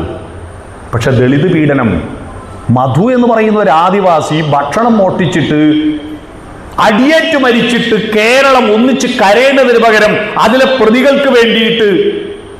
പ്രതികൾക്ക് വേണ്ടി ജാമ്യത്തിലിറക്കാൻ വേണ്ടി പോയ വക്കീലന്മാരുടെ എണ്ണം എത്രയാണ് നിങ്ങൾ ആലോചിച്ച് നോക്കൂ. അവരെ രക്ഷപ്പെടുത്താൻ വേണ്ടി സാക്ഷി പറയാൻ ആളില്ലാത്തൊരവസ്ഥ. കേരളത്തിൻ്റെ പാട്ടുകൾ, പഴയ ഒരു പാട്ടുണ്ട്, വിഷുപ്പാട്ട്. വിഷുപക്ഷിയുടെ പാട്ടുണ്ട് കേട്ട അതിൻ്റെ അർത്ഥം അവിടെയാണ് നമ്മൾ മനസ്സിലാക്കേണ്ടത്. അതിൻ്റെ അർത്ഥം പറഞ്ഞ ഈ മധുവിനെ കൊല്ലാൻ പോയ ടീമിൽ ആ വിഷുപക്ഷിയുടെ പാട്ടിൻ്റെ ധാർമ്മിക അർത്ഥം അറിഞ്ഞിരുന്ന ഒരുത്തനുണ്ടെങ്കിൽ ആ എന്നേക്കുമുള്ള വ്രണം നമ്മുടെ കേരളത്തിൽ ഉണ്ടാകുമായിരുന്നില്ല. എന്താണത്? വിത്തും കൈക്കോട്ടും എന്നൊരു വിഷുപക്ഷിയുടെ പാട്ടുണ്ടല്ലോ. അച്ഛൻ കൊമ്പത്ത് അമ്മ വരമ്പത്ത്. കേൾക്കുമ്പോൾ വെറും വായ്ത്താരി പാട്ടാണ്, പക്ഷെ അതിലൊരു മനോഹരമായ ആശയമുണ്ട്. കള്ളം മുറ്റത്ത് പാടി ചെമ്പൊത്ത്. അതിൽ പറയുന്നു, കള്ളൻ ചക്കേട്ടു കണ്ടാ മിണ്ടണ്ട കൊണ്ട തിന്നോട്ടെ. കള്ളൻ ചക്കയിട്ടു കണ്ടാ മിണ്ടണ്ട കൊണ്ട തിന്നോട്ടെ എന്ന് പറഞ്ഞാൽ കള്ളൻ ചക്ക പറിക്കുന്നത് പണയം വെക്കാനും ബിസിനസ് നടത്താനും അല്ലല്ലോ, തിന്ന് വിശന്നിട്ടായിരിക്കും. അതിൻ്റെ പേരിൽ പരാതി കൊടുക്കണ്ട, വിശക്കുന്നവന് മോഷ്ടിക്കാം. വിക്ടർ ഹ്യൂഗോവിന്റെ പാവങ്ങൾ എന്ന നോവലിന്റെ മൊത്തം പ്രമേയമാണ് ഈ ഒരൊറ്റ വായ്ത്താരിപ്പാട്ടിലുള്ളത് കേരളത്തിന്റെ. വിശക്കുന്നവന്, വിക്ടർ ഹ്യൂഗോവിന്റെ പാവങ്ങൾ എന്ന നോവലിന്റെ പ്രമേയം എന്താ? വിശന്നിട്ട് മോഷ്ടിച്ചതിന്റെ പേരിലാണല്ലോ ഒരുത്തനെ ഭീകര കുറ്റവാളിയാക്കി മാറ്റുന്നത്. അപ്പൊ ആ നോവൽ വായിച്ചു കഴിയുമ്പോൾ നമ്മുടെ മനസ്സിലുണ്ടാവുന്നത് വിശക്കുന്നവന് അവകാശപ്പെട്ടതാണ് ഭക്ഷണം, അത് മോഷണമല്ല എന്നാണല്ലോ. അതാ അപ്പം മധുവിനെ അടിച്ചു കൊല്ലുന്ന കൂട്ടത്തിൽ ഒരാളെങ്കിലും ഈ പാട്ടിൻ്റെ അർത്ഥം അറിഞ്ഞിരുന്നുവെങ്കിൽ അവിടെയാണ് നമ്മൾ മനസ്സിലാക്കേണ്ടത് പാട്ടുകളുടെ വരികളുടെ അർത്ഥം തിരിച്ചറിയണം എന്നാണ്. പാട്ടുകളുടെ വരികളുടെ അർത്ഥം തിരിച്ചറിയണം. ഞാൻ ജാതിയിൽ താണവനും നീ വലിയവനുമല്ല, നമ്മളെല്ലാം മനുഷ്യരാണ്. ഞാൻ പാണനല്ല പുലയനല്ല നീ തമ്പുരാനുമല്ല. അതൊരു വലിയ പ്രഖ്യാപനമാണ്. ഞാൻ പാണനുമല്ല പുലയനുമല്ല നീ തമ്പുരാനുമല്ല. നിങ്ങൾ ശ്രദ്ധിക്കണം, അതിൽ ആണെങ്കിൽ എനിക്കൊരു മൈരുമില്ല എന്നൊരു വാക്ക്, അത് കേരളത്തിൽ ഒരുപാട് ഈ കെട്ടിലമ്മമാരെ, കെട്ടിലച്ഛന്മാരെ പ്രകോപിപ്പിച്ചതാണ്. ഇങ്ങനെ ഒരു പാട്ടിൽ പരസ്യമായി പാടാൻ പാടുണ്ടോ? എസ് കെ പൊറ്റക്കാടിന്റെ ദേശത്തിന്റെ കഥയിൽ കാഞ്ഞിര പുലിയാടിച്ചി എന്ന വാക്ക് ഉപയോഗിക്കുന്നതിൽ അന്നൊരു തെറ്റും കണ്ടിട്ടില്ല. കാരണം എസ് കെ പൊറ്റക്കാട് കുറച്ചുകൂടി ഡീസൻ്റ് ആണ് ആള്, അല്ലേ? ഹരീഷിന്റെ നോവലുകളിലെ അശ്ലീലങ്ങളൊന്നും അതൊരു വിഷയമല്ല. നമ്മുടെ പുരാണ കഥ, നമ്മുടെ സാഹിത്യത്തിൽ എത്ര ഭീകരമായ അശ്ലീലമുണ്ട്. ഇരയിമൻ തമ്പിയുടെ പ്രാണനാഥൻ എനിക്കു നൽകിയ പരമാനന്ദ രസത്തെ എന്നതിൽ പച്ചയായിരിക്കുന്ന ലൈംഗികതയാണ് അവതരിപ്പിച്ചിരിക്കുന്നത്. എം ജി ശ്രീകുമാർ പാടിയ പാട്ടിൽ കൂത്തമ്പലത്തിൽ വെച്ചോ കുറുവഴിക്കുന്നിൽ വെച്ചോ കുപ്പിവള ചിരിച്ചുടഞ്ഞു എന്ന് പറഞ്ഞാൽ കൈമ കയറി പിടിച്ചു എന്നാ. അരമണി നാണം മറന്നു എന്ന് പറഞ്ഞാൽ ഉടുത്ത് അഴിച്ചിട്ടു എന്നാ, അല്ലേ? അരമണി നാണം മറന്നു എന്ന് പറഞ്ഞാൽ എന്താ? നഗ്നയായിരുന്നു എന്നാ. പക്ഷെ അതൊക്കെ എം ജി ശ്രീകുമാര് വലിയ ആളല്ലേ, അതൊന്നും ഒരു തെറ്റില്ല. എന്നാൽ ഈ വാക്ക് മൈരനല്ല എന്ന വാക്ക് അതിൻ്റെ അർത്ഥം എന്താ? നിങ്ങൾ ആരും ചിന്തിച്ചിട്ടുണ്ടോ? എനിക്ക് ഡോക്ടർ ടി പി സുമാരൻ എന്ന് പറയുന്ന ഒരാളുണ്ട്, അറിയാവോ? കേരളത്തിലെ നല്ല സാംസ്കാരിക നിരൂപനാണ്. അദ്ദേഹത്തിൻ്റെ ഉർവരതയുടെ താളം എന്ന പുസ്തകത്തിൽ ഒരധ്യായം തുടങ്ങുന്നത് നായിൻ്റെ മോൻ എന്ന വാക്കാണ്. നായിൻ്റെ മോൻ കേരളത്തിലെ ഭൂമണ്ഡലത്തിലെ ഏറ്റവും വൃത്തികെട്ട തെറിയാണ് നായിൻ്റെ മോൻ എന്ന് അദ്ദേഹം സ്ഥാപിക്കുന്നുണ്ട്. ബാക്കി എല്ലാ തെറികളും അതിന് താഴെയാണ്. പക്ഷെ നമ്മൾ സിനിമയിൽ നായിൻ്റെ മോനെ എന്നൊന്ന് പറയുന്നത് വലിയ തെറിയായി തോന്നില്ല, ഉണ്ടോ? ആ തെറിയുടെ ഭീകരതയെ കൃത്യമായിട്ട് അദ്ദേഹം അവതരിപ്പിക്കുന്നുണ്ട്. ബ്രഹ്മാവിൻ്റെ മുഖത്തു നിന്ന് ജനിച്ചവൻ, കയ്യിൽ നിന്ന് ജനിച്ചവൻ, തൊടയിൽ നിന്ന് ജനിച്ചവൻ, കാലിൻ്റെ അടിയിൽ നിന്ന് ജനിച്ചവൻ, ഈ 4 ആൾ കഴിച്ച് ബാക്കിയുള്ളവരെല്ലാം മൈരനാണ്. എന്താ കാരണം? ബീജത്തിൽ നിന്ന് ജനിച്ചവനാണ്. അവനെയാണ് സി വി രാമസ്വാമി നായ്ക്കർ പറഞ്ഞത്, അവന് ബാക്കിയുള്ളവരെല്ലാം അവനെൻ്റെ തന്തക്ക് ജനിച്ചതാണ്. തന്തക്ക് ജനിച്ചു എന്ന് പറഞ്ഞാൽ അതിൻ്റെ അർത്ഥം എന്താ? ബീജത്തിൽ നിന്ന് ജനിച്ചു. അതാണ് ഈ വാക്കിൻ്റെ അർത്ഥം. മനസ്സിലായോ? ബീജത്തിൽ നിന്ന് ജനിച്ചു എന്നേ അത്രയേ ഉള്ളൂ. ബാക്കിയെല്ലാം ബ്രഹ്മാവ് നേരിട്ട് സൃഷ്ടിച്ചവൻ, ബാക്കിയുള്ളവൻ അവനെ തന്തയ്ക്ക് ജനിച്ചു. അങ്ങനെയാണ് അദ്ദേഹത്തെ തന്തേ പേര് ഓർത്ത് വിളിക്കുന്നത്. അതൊരു വലിയ കലാപമാണ്, നിങ്ങളറിയണം. അതൊരു വലിയ കലാപമാണ് ഈ വാക്ക്. പക്ഷെ ആ വാക്ക് ഉപയോഗിച്ചതിൻ്റെ പേരിൽ ഈ വാക്കും ഒരു ദിവസം അല്പം കഞ്ചാവും ഉപയോഗിച്ചു എന്നതിൻ്റെ പേരിലാണ് സകല ആൾ ഇയാളെതിരെ കല്ലെറിയാൻ പോകുന്നത്. പക്ഷെ കഞ്ചാവ് ഉപയോഗിച്ച് ശരിയാണെന്ന് ഞാൻ ന്യായീകരിക്കുന്നില്ല. വേടനെ കഞ്ചാവ് ഉപയോഗിക്കുന്നത് തെറ്റ് തന്നെ, ന്യായീകരിക്കുന്നില്ല. പക്ഷേ നമ്മുടെ ബാലചന്ദ്രൻ ചുള്ളിക്കാടും ചങ്ങമ്പുഴി ഉപയോഗിച്ചതിൻ്റെ 100-1 കഞ്ചാവൊന്നും വേടൻ ഉപയോഗിച്ചിട്ടില്ല. ഉണ്ടാവുമോ? അവരെല്ലാം ലഹരിയുടെ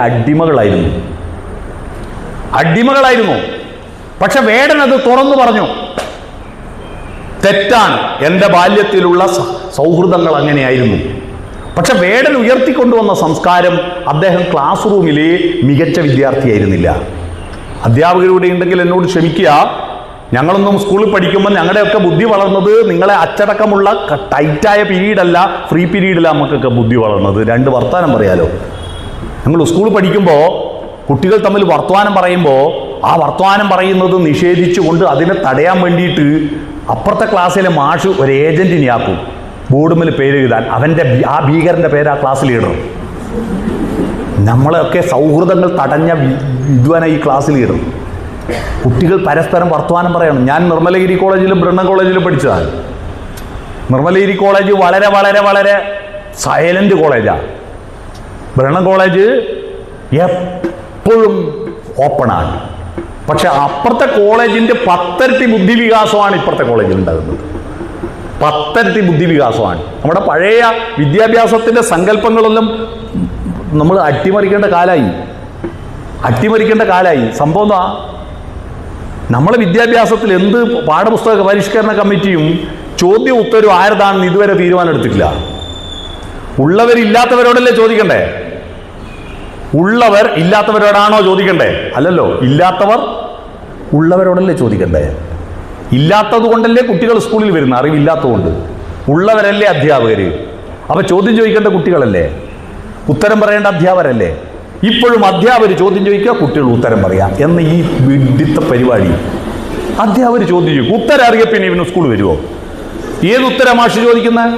മാഷ് കൊടുത്തേൽപ്പിച്ച ഉത്തരം മാഷ് തിരിച്ചു വാങ്ങിയ പിന്നെ ഇവന്റെ കയ്യിൽ ഉത്തരവുണ്ടോ? അത് കഴിഞ്ഞ് 10ാം ക്ലാസ് കഴിഞ്ഞ് +1 ചേരുമ്പോൾ 10ാം ക്ലാസ്സിലെ കയ്യിലില്ല. +2 കഴിഞ്ഞ് ഡിഗ്രിക്ക് പോകുമ്പോൾ +2ന്റെ കയ്യിൽ പോയി എന്ന വിഡിത്തത്തെ തിരുത്തേണ്ടതാണ്. അതുകൊണ്ട് നമ്മുടെ ക്ലാസ് റൂമുകൾ എക്സ്പ്ലോറിംഗ് ദി മൈൻഡ് ആവണം. അങ്ങനെയുള്ളൊരു ക്ലാസ് റൂമിൽ ഇരുന്നിട്ട് നല്ല കുട്ടിയല്ലാതെ പഠിച്ച ഇവൻ ഹിരൺദാസ് മുരളി, അവൻ പക്ഷേ അടങ്ങിയിരുന്നിട്ട് അവൻ്റെ ജീവചരിത്രം എടുത്ത് പരിശോധിച്ചാൽ അറിയാം, അവനെ പഠിപ്പിച്ച അധ്യാപകരെ അന്വേഷിച്ചറിയാം, ആ ക്ലാസ്സിലുള്ള എല്ലാ കുഴപ്പങ്ങളുടെയും ട്രംപായിരുന്നു ഇവൻ. അതിൽ പോയിട്ട് ഇടപെട്ട് അടുപ്പിക്കൂ, എന്നിട്ട് മധ്യസ്ഥം പറയും. ട്രംപിൻ്റെ പണി അതിനെന്താ? അടുപ്പിക്കുക, മധ്യസ്ഥം പറയുക, അല്ലേ? പ്രശ്നം ഉണ്ടാക്കും, എന്നിട്ട് ഇവൻ തന്നെ തീർക്കും. അധ്യാപകർ വരുമ്പോഴേക്കും ഇവൻ തീർക്കും. അത്തരത്തിലുള്ള വായനയുടെ അനുഭവങ്ങളുള്ള ഇയാൾ വെറും ഒരു തെറിപ്പാട്ടുകാരനായിട്ടാണ് ഇപ്പോൾ കേരളത്തിലെ സമൂഹം ഇയാളെ കാണുന്നത്.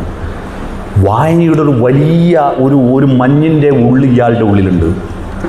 അയാളെ അംഗീകരിക്കാൻ കേരളത്തിലെ ഒരു പുതിയ തലമുറ തയ്യാറായി എന്നതാണ് ഈ കഴിഞ്ഞ ഒരു 10-25 വർഷത്തിനിടയിൽ കേരളം കണ്ട് ഏറ്റവും പോസിറ്റീവായിരിക്കുന്ന ഒരു ചലനം. ഈ വേടൻ എന്ന് പറയുന്ന പയ്യനെ കേരളത്തിലെ പുതിയ തലമുറ സ്വീകരിച്ചു എന്നുള്ളതാണ്, അവനെ അംഗീകരിച്ചു എന്നുള്ളതാണ്. നമ്മളെത്ര ഭക്തിഗാനങ്ങളും നമ്മളെത്ര വിപ്ലവഗാനങ്ങളും പാടിയിട്ട് അതൊന്നും ആരും മൈൻഡ് ചെയ്തിട്ടില്ല. പക്ഷെ ഇവൻ ഒറ്റ വർത്തമാനം പറഞ്ഞപ്പോൾ നാമജപ ഘോഷയാത്ര നടത്തിയ സമൂഹത്തിലാണ് അവനെ കാണാൻ, അവനെ കേൾക്കാൻ പുതിയ തലമുറയിൽപ്പെട്ട ആയിരങ്ങൾ തടിച്ചുകൂടുന്നത്.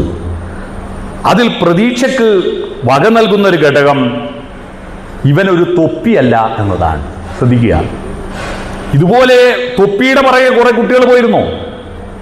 ആ തൊപ്പിമാരി കേരളത്തിലെ കുട്ടികളിങ്ങനെ റീലുകളുടെ പുറകെ പോയി തൊപ്പിമാരി ഇക്കിളിപ്പെടുത്തുന്ന റീലുകൾ ഉണ്ടാക്കി ചില കുടുംബങ്ങൾ ബാക്കി എല്ലാ പണി ഉപയോഗിച്ച് ടീനായിട്ട് മെനക്കെട്ടിരിക്കുക. ഭാര്യയും ഭർത്താവും കുട്ടികളും കൂടി റീൽ ഉണ്ടാക്കുക വിടുക. അതിൽ നോക്കിയിട്ട് കുറേ ആളുകൾ ഇങ്ങനെ ഇരിക്കുക. അതിലൊന്നും തന്നെ ഉള്ളി തോല് പൊളിച്ച പോലെ അവസാനം പൊളിച്ചാലും ഒന്നും ഉണ്ടാവില്ല. അതിൽ വെറും കുറെ കോമഡികൾ അവതരിപ്പിക്കുന്നു, അത്രയേ ഉള്ളൂ.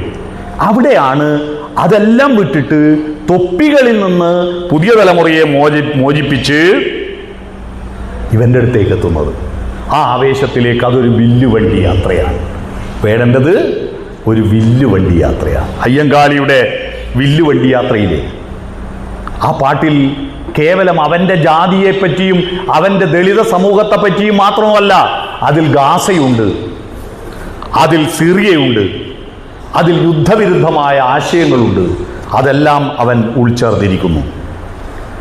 അങ്ങനെയുള്ള ആ നിഷാദ ശബ്ദം വിടംബഗാഥകൾ കേട്ടും സുരരണയും എന്ന് കുമാരനാശാൻ പറയുന്നുണ്ട്. അനുകരണ സംഗീതം കേട്ടിട്ടും പോലും എന്നാൽ ഇത് സരളമനോഹരമായ സത്യഗാനമാണ് എന്ന് ലീലയുടെ കരച്ചിലിന് മദനൻ വരുമോ എന്നതിന് ആശാൻ പറയുന്നുണ്ട്, ഇത് സരളമനോഹരമായ സത്യഗാനമാണ്. ആ സരളമനോഹരമായ ഒരു സത്യഗാനം നമ്മൾ ഇവിടെ കേട്ടു. അതിൽ ചില വാക്കുകൾ നിങ്ങൾ ശ്രദ്ധിച്ചോ. വിയർപ്പ് തുന്നിയിട്ട കുപ്പായത്തിൽ നിറങ്ങളൊന്നുമില്ല,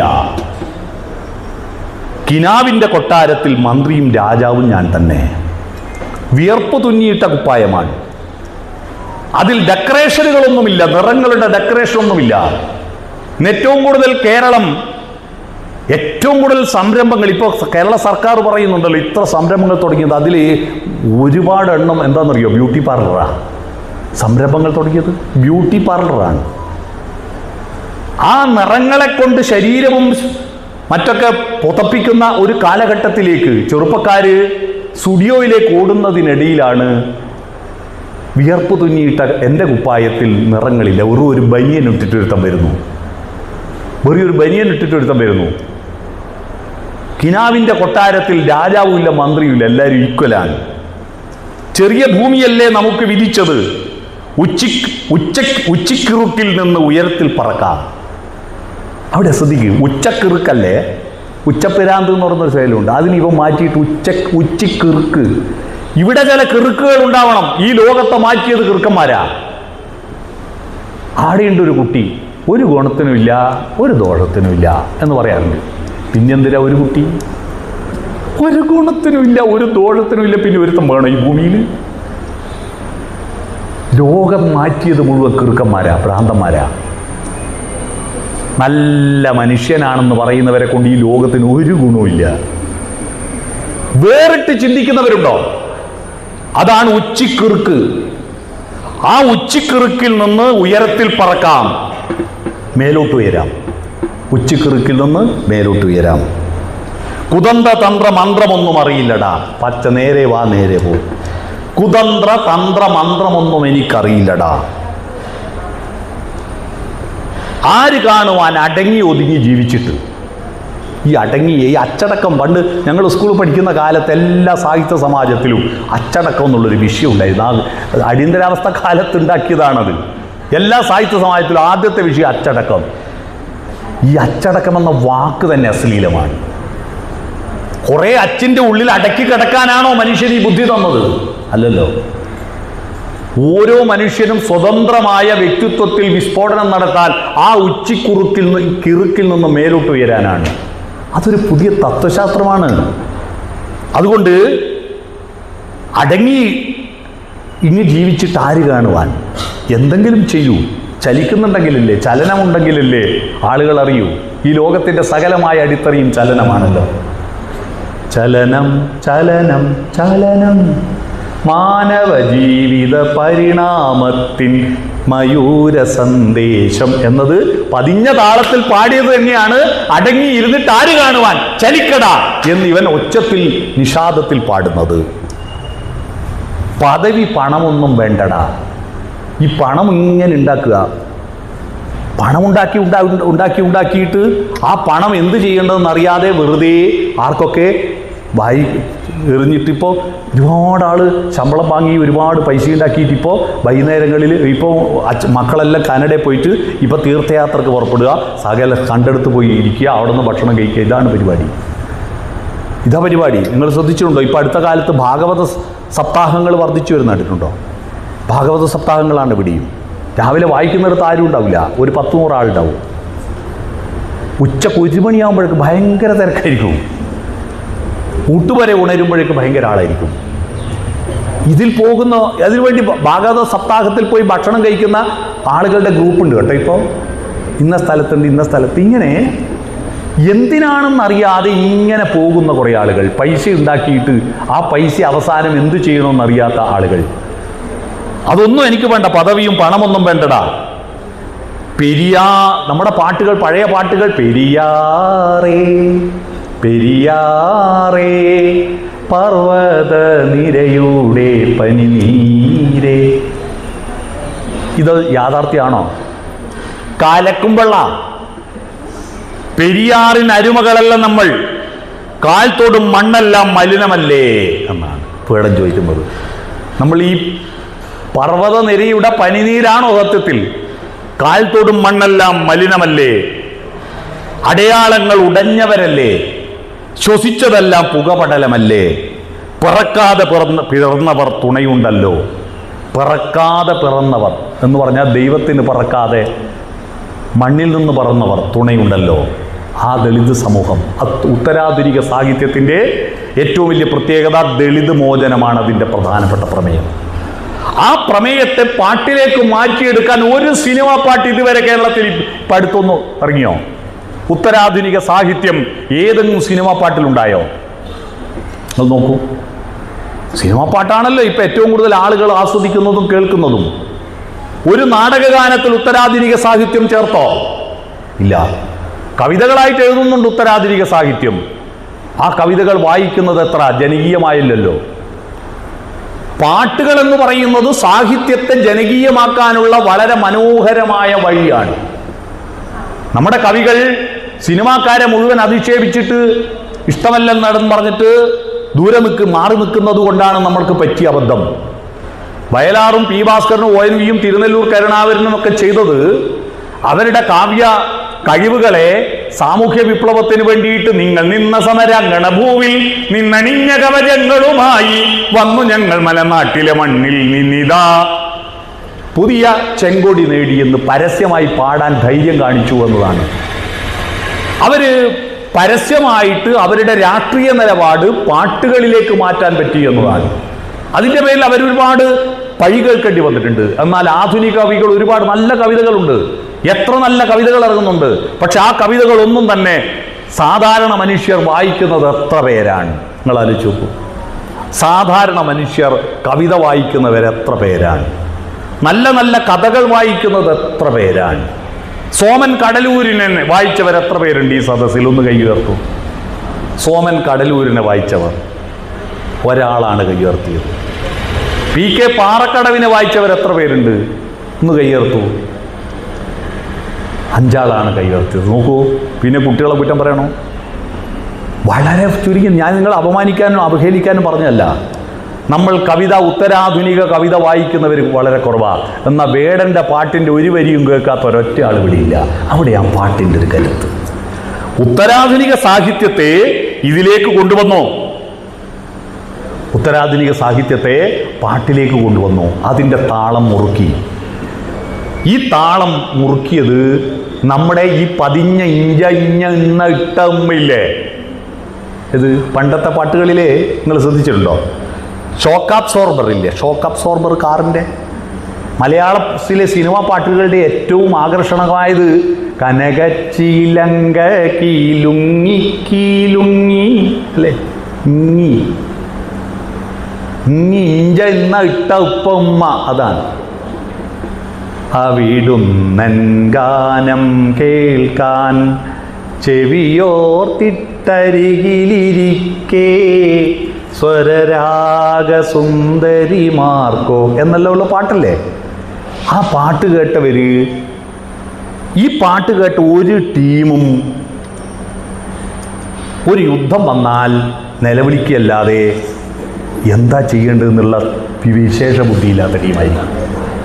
ഒരു യുദ്ധം വരുന്നു, ഒരു മിസൈൽ വരുന്നു, അപ്പോൾ ആലോചിച്ചൊക്കെ ഒരു പൊരുത്തമുണ്ടാവില്ല. അവർക്ക് ജീവിതത്തിൻ്റെ പ്രതിസന്ധികളെ മുറിച്ചു കടക്കാൻ കരുത്തുണ്ടാവില്ല. അവിടെയാണ് ഓടരാ എന്ന് പറയുമ്പോൾ ഓടാൻ പ്രേരിപ്പിക്കുന്ന പാട്ടുമായിട്ട് ആരെങ്കിലും വരണ്ടേ? പ്രതികരിക്കാൻ ഒരാൾ വേണ്ടേ? വായനയുടെ 10 ഘട്ടങ്ങളിൽ അവസാനത്തെ ഘട്ടം പ്രതികരണമാണ്. വായനയ്ക്ക് 10 ഘട്ടങ്ങളുണ്ട്. ഒന്ന്, വായിക്കാൻ തോന്നണമെന്ന്. ആ തോന്നിപ്പിക്കാത്തതാണ് നമ്മുടെ പ്രശ്നം, പുസ്തകം കിട്ടാത്തതല്ല. 2, അന്വേഷണമാണ്. അന്വേഷണം എന്ന് പറഞ്ഞാൽ നമ്മൾ വായിക്കുന്നവർ നേടുന്ന ഏറ്റവും വലിയ പ്രതിസന്ധി, പണ്ട് വായിക്കാൻ അത്രയേ പുസ്തകമുള്ളൂ, സെലക്ഷൻ വേണ്ട, അത്രേ കിട്ടൂ. ഇപ്പൊ പുസ്തകങ്ങളുടെ അതിസാരമാണ്, നടക്കുന്നത്. ഇതിൽ ഏതാ എനിക്ക് വേണ്ടത്, ഏതാ വേണ്ടാത്തതെന്ന് തിരിച്ചറിയുന്നില്ല. അതുകൊണ്ട് നല്ല അന്വേഷണം നടത്തണം. വായനക്കാർ നേരിടുന്ന ഏറ്റവും വലിയ പ്രശ്നം ചവറുകളുടെ മുന്നിൽ പെട്ടിട്ട് സമയം പോകുന്നു എന്നാണ്. 3, അത് വാങ്ങണമെന്നതാണ്. വാങ്ങാൻ ഒരു പ്രയാസമില്ല, ഇപ്പോൾ പൈസ കൊടുത്ത് വാങ്ങാൻ സാധ്യതയുണ്ട്. കോവിഡാനന്തര കാലഘട്ടത്തിൽ കേരളത്തിൽ തെരുവുകളിൽ ഏറ്റവും കൂടുതൽ ഹോട്ടലാണ് തുറന്നത്, പുസ്തകശാലകൾ പൂട്ടിപ്പോവുകയും ചെയ്തു. അത് വളരുന്ന സംസ്കാരത്തിൻ്റെ പ്രതീകമാണോ? പൈസ കൊടുത്ത് വാങ്ങണം, സമ്മാനമായി വാങ്ങണം. 300 കോടി രൂപയുടെ മരപ്പലയും കുപ്പിച്ചില്ലുമാണ് ഇപ്പോൾ വിറ്റത് കേരളത്തിൽ. 300 കോടി രൂപയുടെ മരപ്പലകയും കുപ്പിച്ചില്ലു. ഒരു വീടിൻ്റെ വാതിൽ കൂട്ടാനല്ല, A+കാർക്ക് വായനശാലകളും ക്ലബ്ബുകളും കൊടുത്ത മൊമെൻറ്റുമാണ് ഈ മരപ്പലക എന്ന് പറയുന്നത്, കുപ്പിച്ചില്ലു. ഇത് പല കുട്ടികളുടെയും വീട്ടിൽ ചാക്ക് കെട്ടി വെച്ചിരിക്കുകയാണ്. അതിന് പകരം ഒരു പുസ്തകം കൊടുത്താലെന്താ? കൊടുക്കില്ല.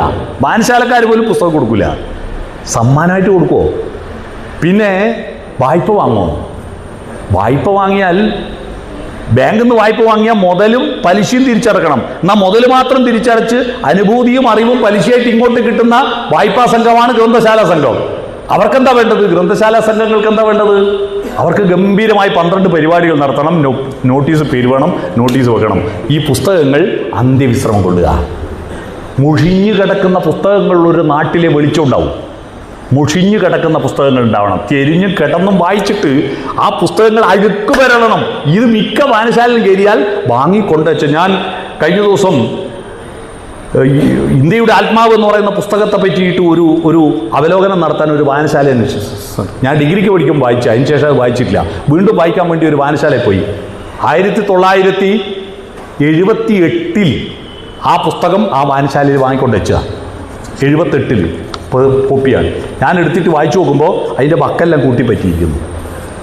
അന്നത്തെ പ്രിൻറ്റിങ്ങിൽ മുറിക്കുമ്പോൾ ഈ മടക്ക് മുറിഞ്ഞിട്ടില്ല എന്ന് പറഞ്ഞാൽ 78 വാങ്ങിക്കൊണ്ടുവച്ച പുസ്തകം 2025 ഞാനാണ് ആ കോപ്പി ഫസ്റ്റിൽ വായിക്കുന്നത്. ആലോചിക്കൂ, അന്ത്യവിശ്രമം കൊള്ളുക പറ്റില്ല. അതുകൊണ്ട് വായ്പ വാങ്ങണം. 4-മത്തെ തുറക്കണമെന്നതാ. മിക്ക വീട്ടിലും പുസ്തകങ്ങളുണ്ട്, വായിച്ചിരിക്കും, എന്തായാലും വായിക്കും, പക്ഷെ വായിക്കില്ല. നാളെ തുടങ്ങാൻ മറ്റന്നാൾ വായിക്കില്ല. തുറക്കണം. 5-മത് വായിക്കണം. 6-മത്തെ വിചിന്തനം, 7-മത്തെ വിശകലനം, 8-മത്തത് സംസ്കരണം. പുസ്തകത്തിൽ പറഞ്ഞ എല്ലാം നല്ലതല്ല, നമുക്ക് ആവശ്യമുള്ള എടുക്കുക, ആവശ്യമില്ലാത്ത ഒഴിവാക്കണം.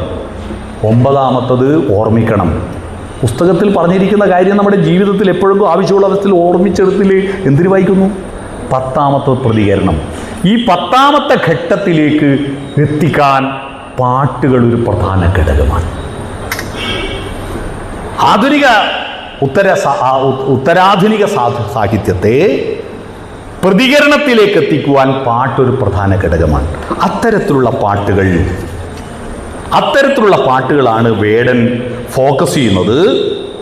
ആ ഫോക്കസ് ചെയ്യുന്ന പാട്ടുകളിലേക്ക് നമ്മുടെ പുതിയ തലമുറയെ ആകർഷിക്കുമ്പോൾ അതിൻ്റെ പിറകെ അദ്ദേഹം കഞ്ചാവും അദ്ദേഹം അശ്ലീല പദം ഉപയോഗിച്ചു എന്ന പേര് പറഞ്ഞിട്ട് അതിനെ ആക്ഷേപിച്ചു കൊണ്ടിരിക്കുന്ന കുലസ്ത്രീകളും കുലപുരുഷന്മാരുമായി കേരളം എത്ര കാത്തു നിൽക്കുന്നുവോ അത്ര കേരളത്തിൻ്റെ സംസ്കാരം വളരുകയില്ല. അതുകൊണ്ട് നമുക്ക് ഒത്തുചേർന്ന് പൂനിലാവും പൊൻകതിരും കൊയ്യണം. ഒത്തുചേർന്ന് പൂനിലാവും കാൽപരിധിയും വേണം, യാഥാർത്ഥ്യത്തിൻ്റെ കതിരുകളും കൊയ്യാൻ വേണം. അത്തരത്തിൽ കൊയ്യാൻ പറ്റുന്ന വിധത്തിൽ യാന്ത്രികതയുടെ താളവും മനുഷ്യൻ്റെ അധ്വാനത്തിൻ്റെ താളവും മനുഷ്യൻ്റെ ചിന്തയുടെ താളവും കൂട്ടിയിണക്കിക്കൊണ്ട് സംസ്കാരത്തിൻ്റെ പുതിയ പന്ഥാവിലേക്ക് നമ്മുടെ തലമുറയെ കൊണ്ടുപോകാൻ വേടൻ്റെ പാട്ടുകൾ കേരളത്തിൽ ഉണ്ടാക്കിയെടുക്കുന്ന വിപ്ലവം കാലം രേഖപ്പെടുത്തുക തന്നെ ചെയ്യും. ഈ അർത്ഥത്തിൽ നമ്മൾ ഈ പുതിയ തലമുറയെ നമ്മൾ നോക്കിക്കാണും. നമ്മളെ ശീലം പഴയതൊന്നും മറക്കുകയില്ല, പുതിയതൊന്നും പഠിക്കുകയില്ല എന്ന മട്ടിൽ പോയ കേരളം അതിജീവിക്കില്ല. ഈ കേരളത്തിലും നാടുവാഴ്ത്ത് ഇപ്പോൾ കേരളത്തിൽ കുറേ ആളുകളോട് ചോദിച്ചു നോക്കട്ടെ, ഇതെല്ലാം ഒഴിവാക്കി ജനാധിപത്യം ഒഴിവാക്കിയിട്ട് രാജഭരണം വേണമെന്ന് പറഞ്ഞിട്ടൊരു ഒരു ജനഹിത പരിശോധന നടത്തിയാൽ ഒരു നല്ല ശതമാനം ആളുകൾ രാജഭരണത്തിന് അനുകൂലമായി വോട്ട് ചെയ്യുന്നവർ കേരളത്തിൽ ഉണ്ടാവുന്നു എന്ന് പറഞ്ഞാൽ എത്ര പിന്തിരിപ്പനാണ് നമ്മുടെ ചിന്ത, എത്ര പിന്തിരിപ്പനാണ്. അപ്പൊ നമ്മുടെ ജാതിബോധവും ഫ്യൂഡലിസത്തിന്റെ കെട്ടുപാടുകളിലേക്ക് തിരിച്ചു പോകണമെന്ന് ആഗ്രഹിക്കുന്നവർ കേരളത്തിൽ വളരുമ്പോ നമ്മുടെ പുതിയ തലമുറയെ അരാഷ്ട്രീയവാദത്തിൽ നിന്ന് രക്ഷപ്പെടുത്തണം. അരാഷ്ട്രീയവാദം എന്ന് പറഞ്ഞാൽ രാഷ്ട്രീയ പാർട്ടി പൊളിറ്റിക്സ് ഒന്നും അല്ല രാഷ്ട്രീയം. പാർട്ടി പൊളിറ്റിക്സിൽ പലതും ഇപ്പം അരാഷ്ട്രീയമാണ്. പാർട്ടി പൊളിറ്റിക്സിൽ ആ രാഷ്ട്രീയ പ്രവർത്തന ശൈലികളിൽ പലതും അരാഷ്ട്രീയത്തെ കുത്തിച്ചെലുത്തുകയാണ്. കാരണം പിടിച്ചു നിൽക്കണ്ടേ? പിടിച്ചു നിൽക്കാൻ അവനെന്തോ ചെയ്യുമ്പോൾ നമ്മളും അങ്ങനെ ചെയ്യണം. ചെയ്തിട്ടില്ലേ നമുക്ക് നിൽക്കാൻ പറ്റില്ല എന്നൊരവസ്ഥയിലേക്ക് പോകുന്നു. എന്നാൽ നമ്മുടെ പുതിയ തലമുറയെ യഥാർത്ഥ രാഷ്ട്രീയ പന്ഥാവിലേക്ക് നയിക്കാൻ, അവനെ വായനയിലേക്ക് തിരിച്ചു കൊണ്ടുവരാൻ വായനയോട് ചിന്തയും കൂട്ടിച്ചേർക്കണം. A+ വേണ്ടേ? എന്താ ഈ പ്ലസ്? A+ ആണല്ലോ എവിടെയും. പ്ലസ് എന്ന് പറയുന്നത് പരന്ന വായന മാത്രമാണെങ്കിൽ കാര്യമില്ല. അത് X-ആക്സിസ് ആണ്. X-ആക്സിസിനോട് കൂടി Y-ആക്സിസ് ചേരുമ്പോൾ മാത്രമേ പ്ലസ് ഉണ്ടാകുന്നുള്ളൂ. ആഴത്തിലുള്ള ചിന്തകളും കൂട്ടിച്ചേർക്കേണ്ടതുണ്ട്. നമ്മുടെ ചുറ്റുവട്ടമുള്ള സമൂഹത്തോട് തലയുയർത്തി നോക്കുന്ന പുതിയ തലമുറയെ കൊണ്ടുവരണം. അങ്ങനെ തലയുയർത്തി നോക്കാൻ, ചളി പുരളാൻ തയ്യാറാവുന്ന ഒരു തലമുറ. വേടന്റെ പാട്ട് കേൾക്കാൻ പോയിട്ട് ചളി പുരണ്ടിരിക്കുന്ന ഒരു സദസ്സിനെ നിങ്ങൾ കണ്ടില്ലേ? ചളി പുരളാൻ തയ്യാറായിക്കൊണ്ട്, അതിനോട് പ്രതികരിക്കാൻ തയ്യാറായിക്കൊണ്ട്, എൻ്റെ കാലിൻ്റെ താളവും എൻ്റെ മനസ്സിൻ്റെ താളവും യോജിപ്പിക്കാൻ തയ്യാറായിക്കൊണ്ട്. ഇപ്പൊ DJ പാട്ടുകളെല്ലാം കാലിൻ്റെ താളമേ ഉള്ളൂ, മനസ്സിന് താളമില്ല. മനസ്സ് പുതിയ താളത്തിലേക്ക് പോകുന്നില്ല. ആ കാലിൻ്റെ താളവും മനസ്സിൻ്റെ താളവും കൂട്ടി യോജിപ്പിച്ചുകൊണ്ട് നമ്മുടെ സത്യം മാഷ്, നസീർ, മധു, മോഹൻലാൽ, ഈ ടീമിൻ്റെ കെട്ടുപാടുകളിൽ നിന്ന് നമ്മുടെ മലയാളികൾ മോചനം വേണ്ടേ നമുക്ക്? ഇപ്പോഴും നമ്മൾ ആ ബ്ലോക്ക് ബസ്റ്ററിൽ മോഹൻലാലിൻ്റെയും മമ്മൂട്ടീനെയും കാത്തു നിൽക്കുകയല്ലേ? അങ്ങനെ കാത്തു നിൽക്കുമ്പോഴാണ് പുതിയ തലമുറയിൽ കുറച്ച് വന്നപ്പോൾ നല്ല നടന്മാരുണ്ട്. ആ നടന്മാർക്ക് പൊളിറ്റിക്കലൈസ് ചെയ്യാതെ പലരും മയക്കുമരുന്നിന് അടിമയാവുന്നു. നിങ്ങൾ ശ്രദ്ധിച്ചോ? ഇന്നലെ ഒരു തമിഴ് നടനെ ഇന്ന് അറസ്റ്റ് ചെയ്തിട്ടുണ്ട്. കൊക്കൈൻ്റെ പേരിൽ അറസ്റ്റ് ചെയ്തിട്ടുണ്ട്. അവർക്ക് പൊളിറ്റിക്സ് ഇല്ല. അവരുടെ താളത്തിൽ പൊളിറ്റിക്സ് ചേർക്കണം. അത് ദളിത് രാഷ്ട്രീയമാണ്. ഇത് വേടൻ ദളിത് രാഷ്ട്രീയം അവതരിപ്പിക്കുന്നു. തൊഴിലാളി രാഷ്ട്രീയവും കർഷക രാഷ്ട്രീയവും. ഇപ്പൊ ഏറ്റവും കേരളം നേരിടുന്നത് കർഷക രാഷ്ട്രീയമാണ്. ആ കർഷക രാഷ്ട്രീയം അവതരിപ്പിക്കാൻ പറ്റണ്ടേ? ആ കർഷക രാഷ്ട്രീയത്തെ കൊണ്ടുപോകുന്നത് മതസംഘടനകളാണ്. അവരാണ് കർഷകരുടെ സമ്മേളനം നടത്തി ഞങ്ങൾ വെല്ലുവിളിക്കുന്നു എന്ന് പറയുന്നത്. കർഷക രാഷ്ട്രീയത്തെ കൊണ്ടുപോകാൻ കർഷകർക്ക് രക്ഷപ്പെടണമെങ്കിൽ മതങ്ങളുടെ അടിസ്ഥാനത്തിൽ സംഘടിക്കണം എന്നൊരവസ്ഥ വരുന്നു. അപ്പോൾ തൊഴിലാളി രാഷ്ട്രീയം, ദളിത് രാഷ്ട്രീയം, കർഷക രാഷ്ട്രീയം, പരിസ്ഥിതി രാഷ്ട്രീയം, സ്ത്രീ വിമോചന രാഷ്ട്രീയം, ഈ രാഷ്ട്രീയത്തെ പാട്ടിൽ ചേർക്കാൻ കഴിയണം. അതിന് പകരം ഇപ്പോൾ അടുത്ത കാലത്ത് സ്ത്രീ വിമോചന രാഷ്ട്രീയം പാട്ട് തുള്ളൽ ഗംഭീരമാണ്, പക്ഷെ മുഴുവൻ ഭക്തിപ്പാട്ടാണ്. കണ്ടില്ലേ? കൈകൊട്ടിക്കളി എന്ന് പറഞ്ഞിട്ട് വിപ്ലവാത്മകമായിട്ട് 70 വയസ്സുള്ള സ്ത്രീകളും തുള്ളുന്നുണ്ട്. പക്ഷെ അത് മുഴുവൻ ഗണപതിയെയും കൃഷ്ണനെയും സ്തുതിച്ചുകൊണ്ടാണ് മിക്കതും കൈകൊട്ടിക്കളികൾ. അതൊരു വലിയ മാറ്റമാണ്. ഇപ്പം അടുത്ത കാലത്ത് DJ-യിലേക്ക് സ്ത്രീകൾ വന്നിരിക്കുന്ന ഒരു വഴിയാണ് കൈകൊട്ടിക്കളി. അത് പക്ഷേ മുഴുവൻ ഭക്തിയുടെ പരിപ്രേക്ഷ്യത്തിലാണ്. ആ പരിപ്രേക്ഷ്യത്തിൽ നമ്മുടെ കവികൾ, എനിക്ക് അഭ്യർത്ഥിക്കുവാനുള്ളത്, നിങ്ങൾക്ക് കവികളെ പരിചയമുണ്ടെങ്കിൽ, ആധുനിക കവികളെ പരിചയമുണ്ടെങ്കിൽ, ആ കവികൾക്ക് എന്തുകൊണ്ട് ഒരു കൈകൊട്ടി കളിപ്പാട്ടിന് ഈ താളത്തിനൊപ്പിച്ചിട്ട് ഉത്തരാധുനിക കവിതയെ അവതരിപ്പിച്ചുകൂടാ? അത്തരത്തിൽ കൊണ്ടുപോകാൻ ദളിത് രാഷ്ട്രീയവും സ്ത്രീപക്ഷ രാഷ്ട്രീയവും പരിസ്ഥിതി രാഷ്ട്രീയവും കർഷക രാഷ്ട്രീയവും തൊഴിലാളി രാഷ്ട്രീയവും ആധുനിക പാട്ടും ആധുനിക കവിതയും ഒത്തുചേർന്നിട്ടുള്ള ഒരു മുന്നേറ്റത്തിലേക്ക് കൊണ്ടുപോകാൻ കഴിഞ്ഞിട്ടില്ലെങ്കിൽ നമ്മുടെ സംസ്കാരം, കേരളം നേടിയിരിക്കുന്ന എല്ലാ നേട്ടങ്ങളും ഒരു ചെറിയ വിഷയം വരുമ്പോൾ ഊതി വീർപ്പിച്ച ബലൂണ് ഒരു സൂചി തട്ടിയ പോലെ കാറ്റ് പോകുന്ന ഒരു ബലൂണായി നമ്മുടെ കേരളം മാറുമോ? വലിയ കൊട്ടാരം പോലത്തെ വീടും മതിലും കെട്ടി അതിന് മുന്നിൽ നല്ല പൂക്കളും പിടിപ്പിച്ച് അവിടെ ഒരു പട്ടിയും പോറ്റാൻ വേണ്ടിയിട്ടാണ് ഞാൻ ജോലി ചെയ്യുന്നതെന്ന് ധരിച്ചു വെച്ചിരിക്കുന്ന ഒരു കേരളമാണിപ്പോൾ ഉള്ളത്. എന്തിനാ നമ്മൾ ജോലി ചെയ്യുന്നത്? എന്തിനാ PSC കിട്ടുന്നത്? എന്തിനാ ശമ്പളം വാങ്ങുന്നത്? നല്ല വീട് വെക്കാൻ അല്ലേ? നല്ല പട്ടിയെ വാങ്ങാൻ, നല്ല പൂക്കളിൽ ലോണ് വാങ്ങിയിട്ട്. നെൽകൃഷി നഷ്ടമാണ്, പക്ഷെ ലോണ് ഭയങ്കര ലാഭം. ലോണ് പിടിപ്പിക്കില്ല, പുല്ലിൽ ലോണ് വാങ്ങിയിട്ട് ലോണ് പിടിപ്പിക്കും. എന്താ വരുമാനം? ലോണ് പിടിപ്പിച്ചിട്ട് ഭയങ്കര വരുമാനമല്ലേ? നെൽകൃഷി നഷ്ടമാണെന്ന് പറയുന്ന ഒരു വളരെ തെറ്റായ വിധ്വംസാത്മകമായിരിക്കുന്ന ഒരു സംസ്കാരത്തിലേക്ക് കേരളം പോവുക. അത് പോകാതിരിക്കാൻ അതിനെ ആ ശാന്തമായി കിടക്കുന്ന ഓളങ്ങൾ കുളത്തിൽ ഒരു ചെറിയ കല്ലെടുത്തെറിഞ്ഞതാണ് ആളാണ് വേടൻ. അതിനോളങ്ങൾ സൃഷ്ടിച്ചതാണ് വേടൻ ചെയ്ത ജോലി. ഒരു കല്ലെടുത്തെറിഞ്ഞ് ഇളക്കമുണ്ടാക്കിയില്ലേ? നിങ്ങൾ അംഗീകരിച്ചാലും അംഗീകരിച്ചില്ലെങ്കിലും ഭാവി കാലഘട്ടത്തിലെ കേരള സംസ്കാരം വേടൻ ചെലുത്തിയ സ്വാധീനം അടയാളപ്പെടുത്തുക തന്നെ ചെയ്യും. അത്തരത്തിൽ നമ്മുടെ പാട്ട് എന്ന് പറയുന്നത് വെറും പാട്ടാണ്. നീ നിൻ്റെ പാട്ടിന് പോടെന്ന് പറഞ്ഞിട്ടില്ലേ? ആ വെറും പാട്ടല്ല പാട്ട്. പാട്ടെന്ന് പറയുന്നത് ഒരു സംസ്കാരത്തിൻ്റെ വികാസത്തിൻ്റെ നട്ടെല്ലായിട്ട് മാറ്റിയെടുക്കുന്ന ഒരവസ്ഥയിലേക്ക് പോകാൻ മൈക്കൽ ജാക്സണും ചാർലി ചാപ്ലിനും എന്ന കലാകാരന്മാർ ഇന്നും ലോകത്തെ സ്വാധീനിച്ചുകൊണ്ടിരിക്കുമ്പോൾ നമ്മുടെ ഈ കേരളത്തിൽ ലജ്ജാവതിയെ നിന്റെ കള്ളക്കാട കണ്ണിൽ എന്ന് കുറച്ചു കാലം പാടും. പിന്നെ ആ പാട്ട് എവിടെ പോയി? ഇപ്പോൾ എവിടെ പോയി? ലജ്ജാവതിയുടെ പാട്ടിപ്പോൾ ഉണ്ടോ? ഇല്ല, അത് പോയി. അപ്പോൾ അതെല്ലാം മറന്നിട്ടിപ്പോൾ പഴയ പാട്ടുകളുടെ അതിൻ്റെ ആസ്വാദ്യതയിൽ വിലയം പ്രാപിക്കുന്നതിന് പകരം പഴയതിലെ നന്മയും പുതിയതിലെ നന്മയും കൈകൾ കോർക്കണം. സംസ്കാരം ഇപ്പോൾ എന്താ നടക്കുന്നത്? പഴയതിലെ തിന്മയും പുതിയതിലെ തിന്മയും. ആധുനിക സംസ്കാരത്തിൻ്റെ ഉപഭോഗ സംസ്കാരത്തിൻ്റെ തിന്മകളും പഴയ കാലഘട്ടത്തിലെ ഫ്യൂഡലിസ്റ്റ് സംസ്കാരത്തിൻ്റെ തിന്മകളും ഭയങ്കര ഐക്യമുന്നണിയാ. എന്നാൽ പഴയതിലെ നന്മയും പുതിയതിലെ നന്മയും കണ്ടാലും മിണ്ടുന്നില്ല, അവർ കൈകൾ കോർക്കുന്നില്ല. ഇന്ത്യയിലെ പശുക്കൾക്ക് പ്രതിരോധശേഷി കുറവാണ്, പ്രതിരോധശേഷി കൂടുതലാണ്, പക്ഷെ നല്ല പാലാണ്. ബ്രിട്ടീഷ് പശുക്കൾക്ക് നല്ല പാലാണ്. ഞാൻ പറഞ്ഞത് തിരിച്ചിപ്പോയോ? ബ്രിട്ടീഷ് പശുക്കൾക്ക് നല്ല പാലും പ്രതിരോധശേഷി തീരെയില്ല. ഇന്ത്യൻ പശുക്കൾക്ക് നല്ല പ്രതിരോധശേഷിയാണ്, പക്ഷെ പാലില്ല. ഇതിനെ ക്രോസ് ബ്രീഡ് ചെയ്താൽ ഇന്ത്യൻ പശുവിൻ്റെ പ്രതിരോധശേഷിയും ബ്രിട്ടീഷ് പശുവിൻ്റെ പാലും കിട്ടുമെന്ന് വെച്ചാൽ ആദ്യം ക്രോസ് ബ്രീഡ് ചെയ്തപ്പോൾ ഉണ്ടായത് ബ്രിട്ടീഷ് പശുവിൻ്റെ പ്രതിരോധശേഷിയും ഇന്ത്യൻ പശുവിൻ്റെ പാലുമായിപ്പോയി. എന്നിട്ട് പിന്നെ മാറ്റിയിട്ടാണ് ജേഴ്സി ഉണ്ടാക്കിയത്. അതുപോലെ പഴയതും പുതുമയും കൈകൾ ചോർക്കുന്നത് പഴയതിലെ തിന്മയും പുതിയതിലെ തിന്മയായി പോയ പ്രശ്നമാണ്. അതിനു പകരം പഴയതിലെ നന്മകൾ, പഴയതിലെല്ലാം മോശമൊന്നുമല്ല, ബാക്കി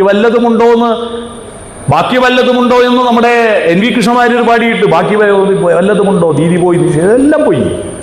ജഡയുടെ സംസ്കാര പനയോലക്കെട്ടൊക്കെ പൊടികെട്ടി പുഴുകുത്തി ചിതലുമുറ്റി ചികയുന്നോ ചിരി വരും ചിലതിനിയുമുണ്ടെന്നോ ചിതയിലെ കവിയെടുത്തെറിയു വേഗം എന്ന് ചങ്ങമ്പുഴയും പാടിയിരുന്നു.